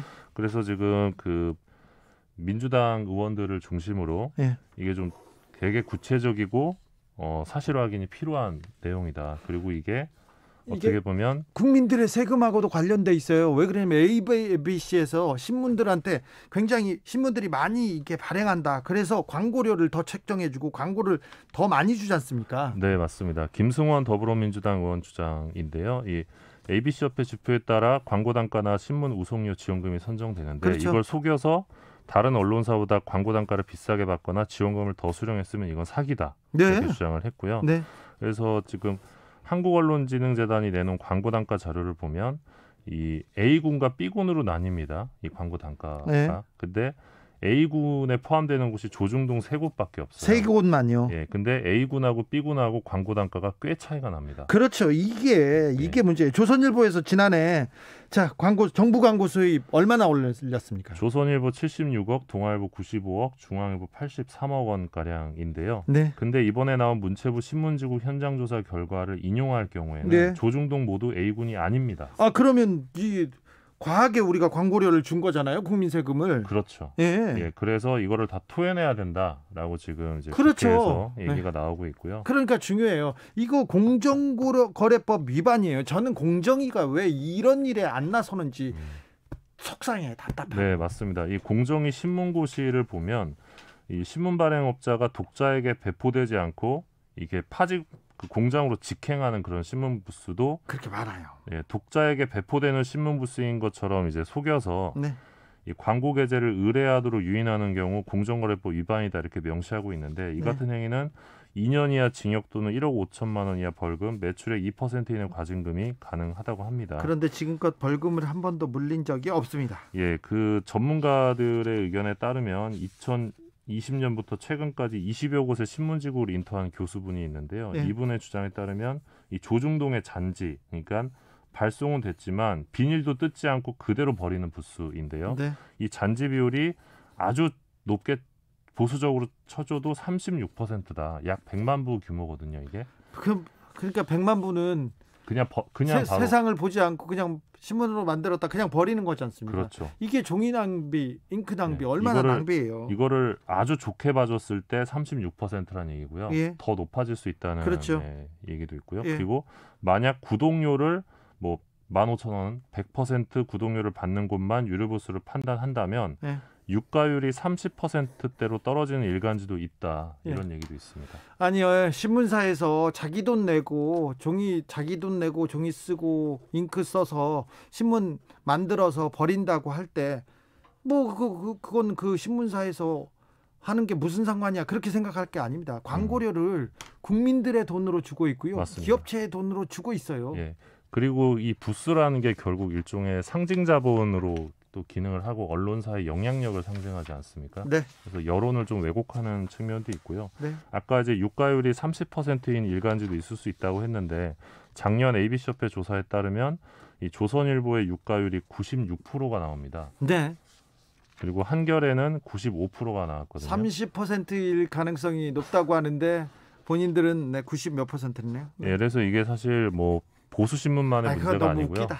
너무 웃기다. 말이 안 된다. 이거는 신문업계 전체의 문제다. 네. 이 점에 주목해야 될 것 같습니다. 본인들도 이렇게 96%예요 물어보면 막 웃을 거예요. 하하 웃기요. 막 이렇게. 자, 기자들의 수다 여기까지 하겠습니다. 미디어 오늘 정철훈 기자였습니다. 감사합니다. 고맙습니다. 교통정보센터로 갔다 올까요? 정현정 씨. 네, 3.1절과 이어지는 주말을 앞두고 있습니다. 현재 차량들이 평소보다 많은데요. 사고도 많고 정체도 심한 금요일 퇴근길입니다. 먼저 경부고속도로 서울 방향으로는 금호분기점에서 밀리고요. 회덕분기점에서도 정체 살펴집니다. 안성분기점에서 오산까지와 기흥 동탄에서 수원까지 이어서 천천히 가고요. 반대 부산 쪽으로는 한남에서 서초까지와 죽전에서 수원, 더 가서는 망향휴게소에서 목천까지 천천히 갑니다. 옥산 부근에서는 사고도 있어서 조심하셔야겠고요.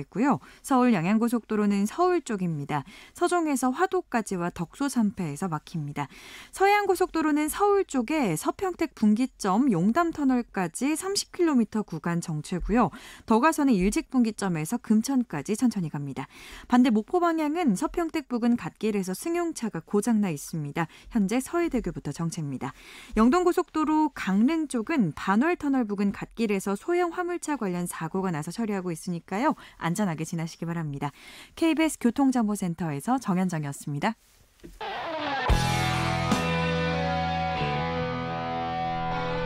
스치기만 해도 똑똑해진다. 드라이브 스루 시사 주진우 라이브.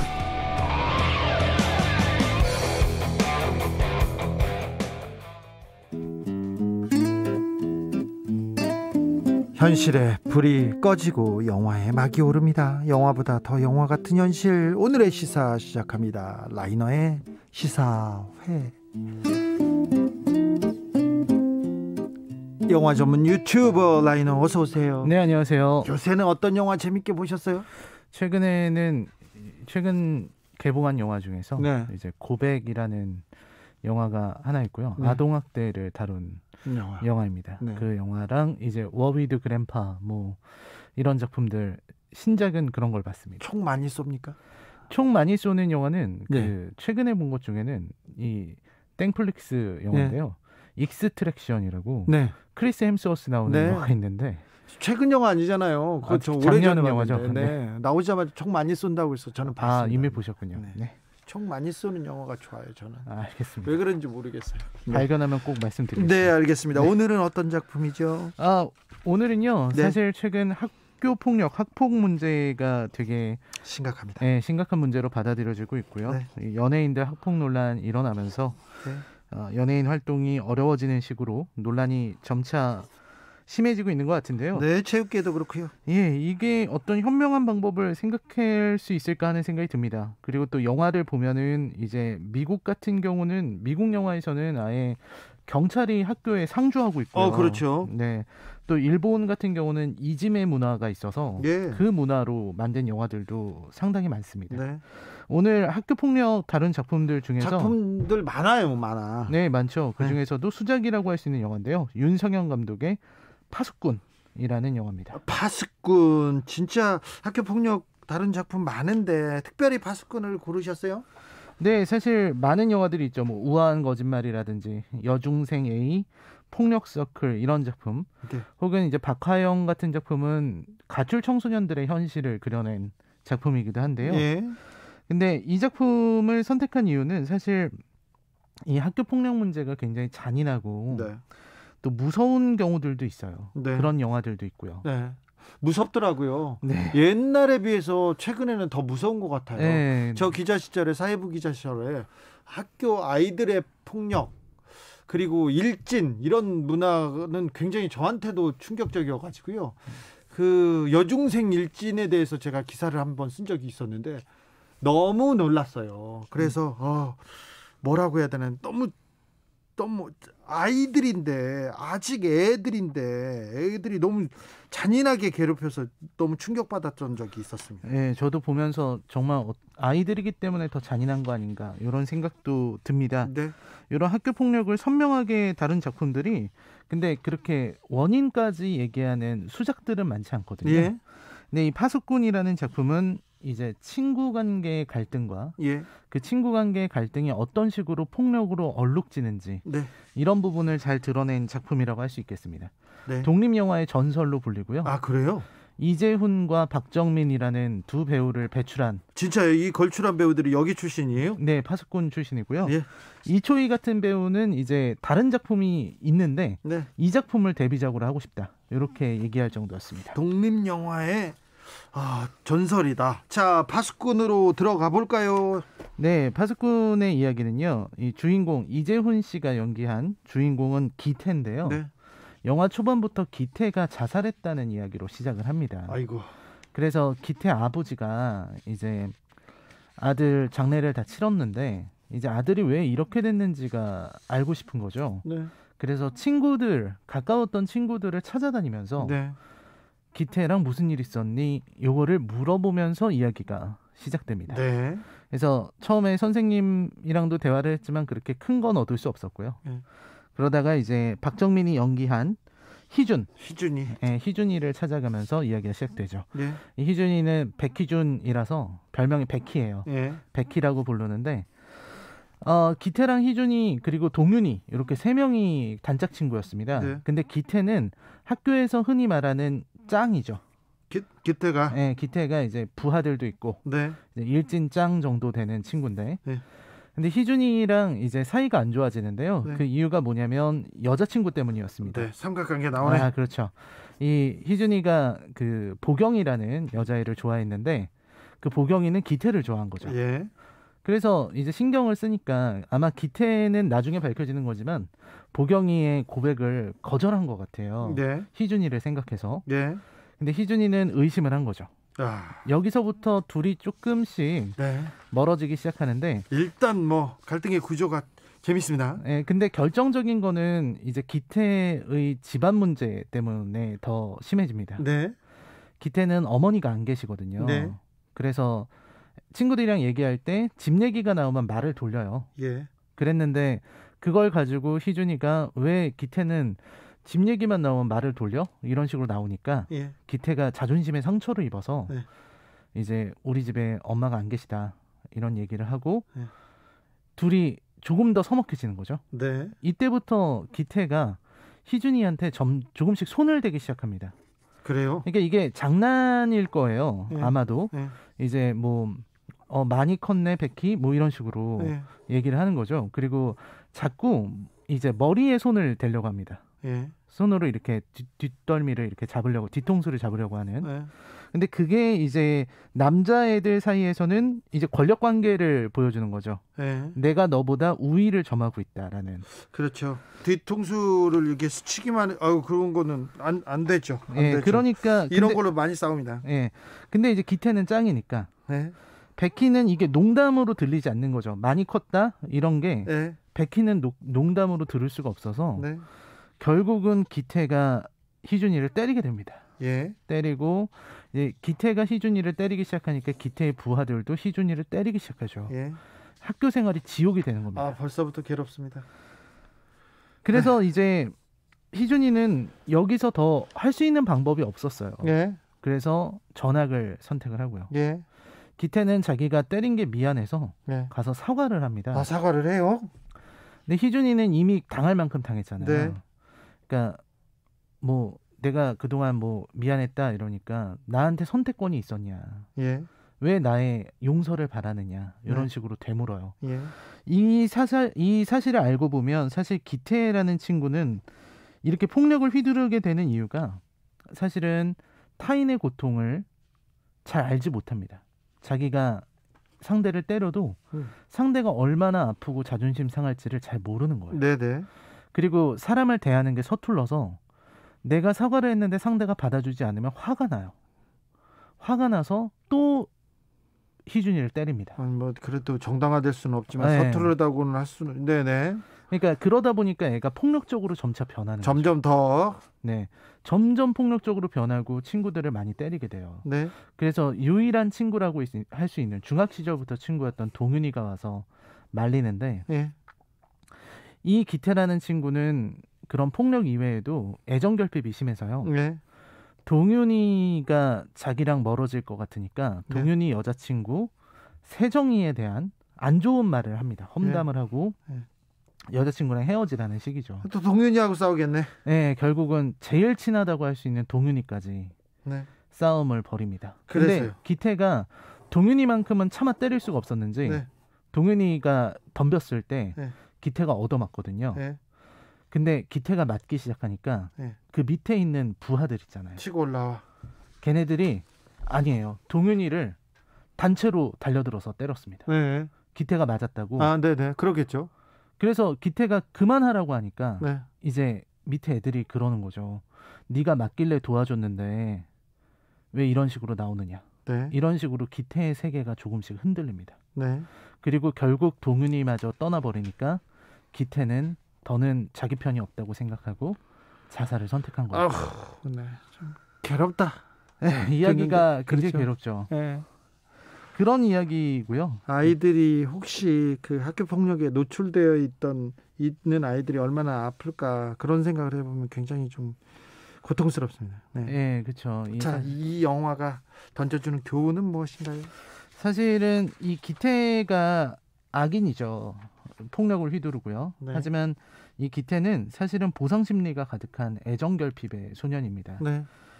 그런 애정결핍 때문에 기태는 사실 더 폭력적으로 변해버린 거거든요. 사실 그런 어떤 폭력을 쓰는 부분을 떼놓고 보면은 평범한 아이예요.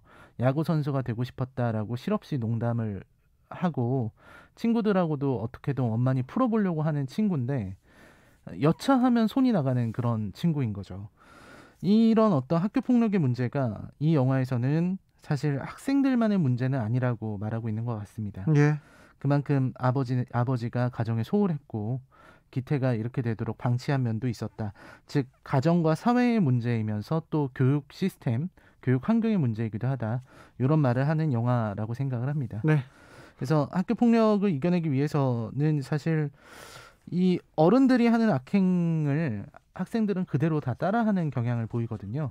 이렇게 조직적으로 움직이고 폭력을 휘두르는 이런 것 때문에 바람직한 교육을 위해서 뭔가 좀 지혜로운 방법들을 고안해내야 되지 않나 이런 생각을 해봤습니다. 주제의식도 좋았지만 연기와 연출도 훌륭했기 때문에 이게 수작이라고 꼽힐 것 같은데요. 자, 영화에서 인상적이었던 장면이 있습니까? 인상적이었던 장면들은 되게 많은데 그중에서도 제일 좋았던 거는 이제 아까 말씀하신 것처럼 연기가 뛰어난 장면입니다. 아마 모든 분들이 생각을 할 텐데 이 박정민 배우와 이재용 배우가 좋죠. 연기. 둘이 싸우고 박정민 배우가 맞고 희준이거든요. 맞고 나서 이재용이 이렇게 가서 일어나 보라고 하고서 둘이 눈이 딱 마주치는 장면이 있어요. 거기에서는 진짜 내 친구가 싸운 것처럼 둘의 어떤 이런 감정의 교환이 굉장히 선명하게 드러나고 있습니다. 알겠습니다. 요거트 막걸리님께서 고작 그거 가지고 사회생활하냐 할 게 아니라 이게 오히려 그 학교라는 사회에서 그 권력을 지배하는 게 힘과 성적밖에 없었던 것 같아요. 이게 힘과 성적이 너무 큰 영향을 미치는 거 아닌가 이런 생각도 해봅니다. 시사의 오늘의 작품은 학교 폭력을 다룬 영화였습니다. 파수꾼 같이 만나봤습니다. 라이너 오늘도 감사합니다. 네, 고맙습니다. 오늘도 수고하고 지친 자들이여 여기로 오라. 이곳은 주기자의 시사 맛집 주토피아 주진우 라이브.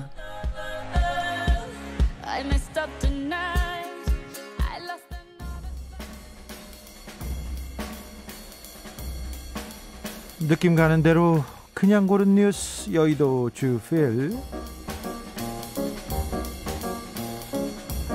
정월 대보름, 풍속, 지신밟기, 달맞이 등 올해는 언택트로 2대1 기사인데 오늘이 음력 정월 초하루 정월 대보름입니다. 올해 정월 대보름은 가장 큰 보름달이 뜬다고 하죠. 설이나 추석만큼도 중요한 명절인데요. 쥐불놀이 안 됩니다. 모든 걸 언택트로 해야 됩니다. 자, 오늘은 맛있는 거 먹는 날이기도 하지만 달 보고 기도하는 날이기도 합니다. 자, 오늘 밤에 소원을 비세요. 달 보고요.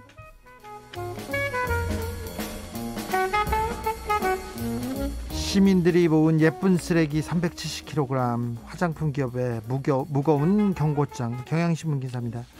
샴푸, 린스 쓰시죠? 스킨, 로션 쓰시죠? 다 쓰고 나면 화장품 용기는 재활용이 가능할까요? 어떻게 생각하세요? 예쁘고 좋고 이거 비싼 것 같은데 생각하는데, 한국보건사회연구원에 따르면요, 화장품 용기 90% 이상이 재활용이 불가능하다고 합니다. 도자기, 플라스틱, 금속, 유리 이런 좋은 재료인데 왜 안 될까? 재활용이 어렵다고 합니다. 자, 샴푸에서 액상 물질을 짜내는 펌프도 안에도 용수철을 빼내지 않으면 재활용 어렵다고 합니다. 재활용이 어려운 용기는 대부분 일반 쓰레기로 재활용되지 못하고 소각된다고 합니다. 그래서 시민단체가 나섰습니다. 자, 재활용되지 않은 예쁜 쓰레기를 책임지라면서요. 그래서 부피가 작은 화장품 기업에서 책임지고 회수하라고 외치기 시작했습니다. 동의합니다. 회수하라, 회수하라.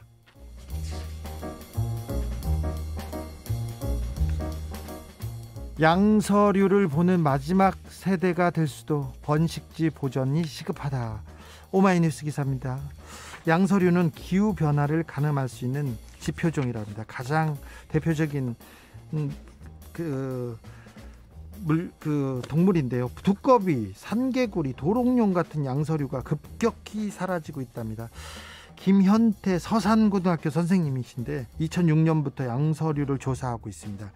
양서류, 파충류, 백과 이런 책을 내기도 했는데요. 이 선생님이 쭉 이렇게 가서 조사해본 바로 따르면 두꺼비 알이요, 분포들 이렇게 조사했더니 10년 전에는 100쌍 정도의 두꺼비가 살고 있었는데 지금은 20쌍 정도로 줄었다고 합니다. 뉴질랜드나 일본의 경우에는요, 6개월 이상 생태를 체험할 수 있는 교육을 합니다. 스웨덴이나 덴마크 같은 데 가보면요, 아예 체험학습, 야외에서 그냥 캠핑하고 야외에서 동물들하고 이렇게 식물들하고 지낼 수 있는 교육을 합니다. 그런데 우리나라는 교과서를 통해서 배우죠. 그냥 교과서를 통해서요. 어릴 때 자연스럽게 자연과 생태를 접한 아이들과 책으로 생태를 접한 아이들은 자연을 대하는 태도가 다를 수밖에 없다고 지적합니다. 맞아요. 그러면서 어쩌면 우리는 양서류를 직접 보는 마지막 세대가 될지도 모른다, 이렇게 경고합니다.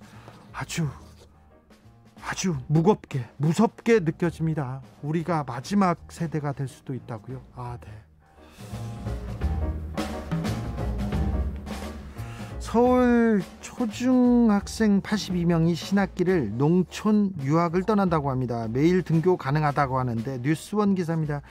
서울 초등학생들, 중학생들 80여 명이 전남 농촌하고 결연을 맺어가지고 농촌 유학 프로그램을 참여합니다.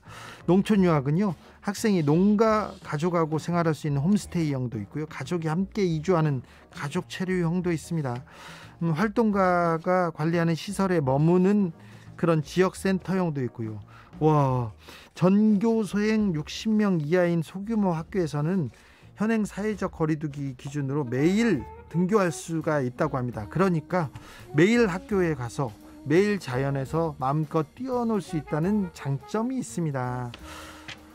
이거 좋은 프로그램, 코로나 시대에 엄청난 프로그램이 아닌가, 저는 그렇게 생각하는데, 신나네요. 홈스테이형이 있는데요, 한 달에 80만 원이 드는데 서울시 교육청하고 전남 교육청에서 30만 원씩 각각 부담해서 학부모는 한 달에 20만 원만 부담하면 된답니다. 자, 농촌 문화도 체험할 수 있고요, 그리고 매일 학교 갈 수 있고, 그래서 좋다고 합니다. 이거 강추합니다.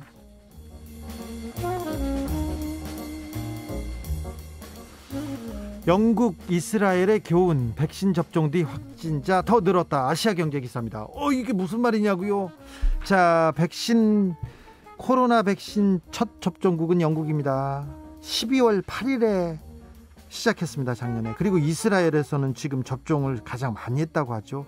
국민 4명 중 1명은 코로나 백신을 맞았다고 합니다. 그런데요, 이스라엘하고 영국 백신 접종이 계획대로 순조롭게 진행됐는데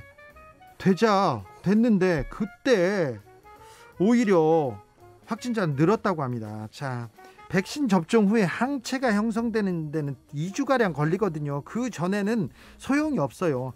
이스라엘에서는 첫 접종일 2주 뒤에 오히려 30%가량 확진자가 늘었습니다. 영국은요, 첫 접종에서 2주 동안요, 접종자가 2배 이상 증가했어요. 2배 이상. 그러니까 백신 맞는다고 해서 다 나은 거 아니에요. 그런데 백신 나으니까 항체도 형성된 것 같고 나는 안전하다 해서 마구 돌아다닌 거죠. 그래서 확진자가 팍 늘었던 거죠. 자, 소용이 없어요. 백신 접종을 해도 마스크 써야 되고요.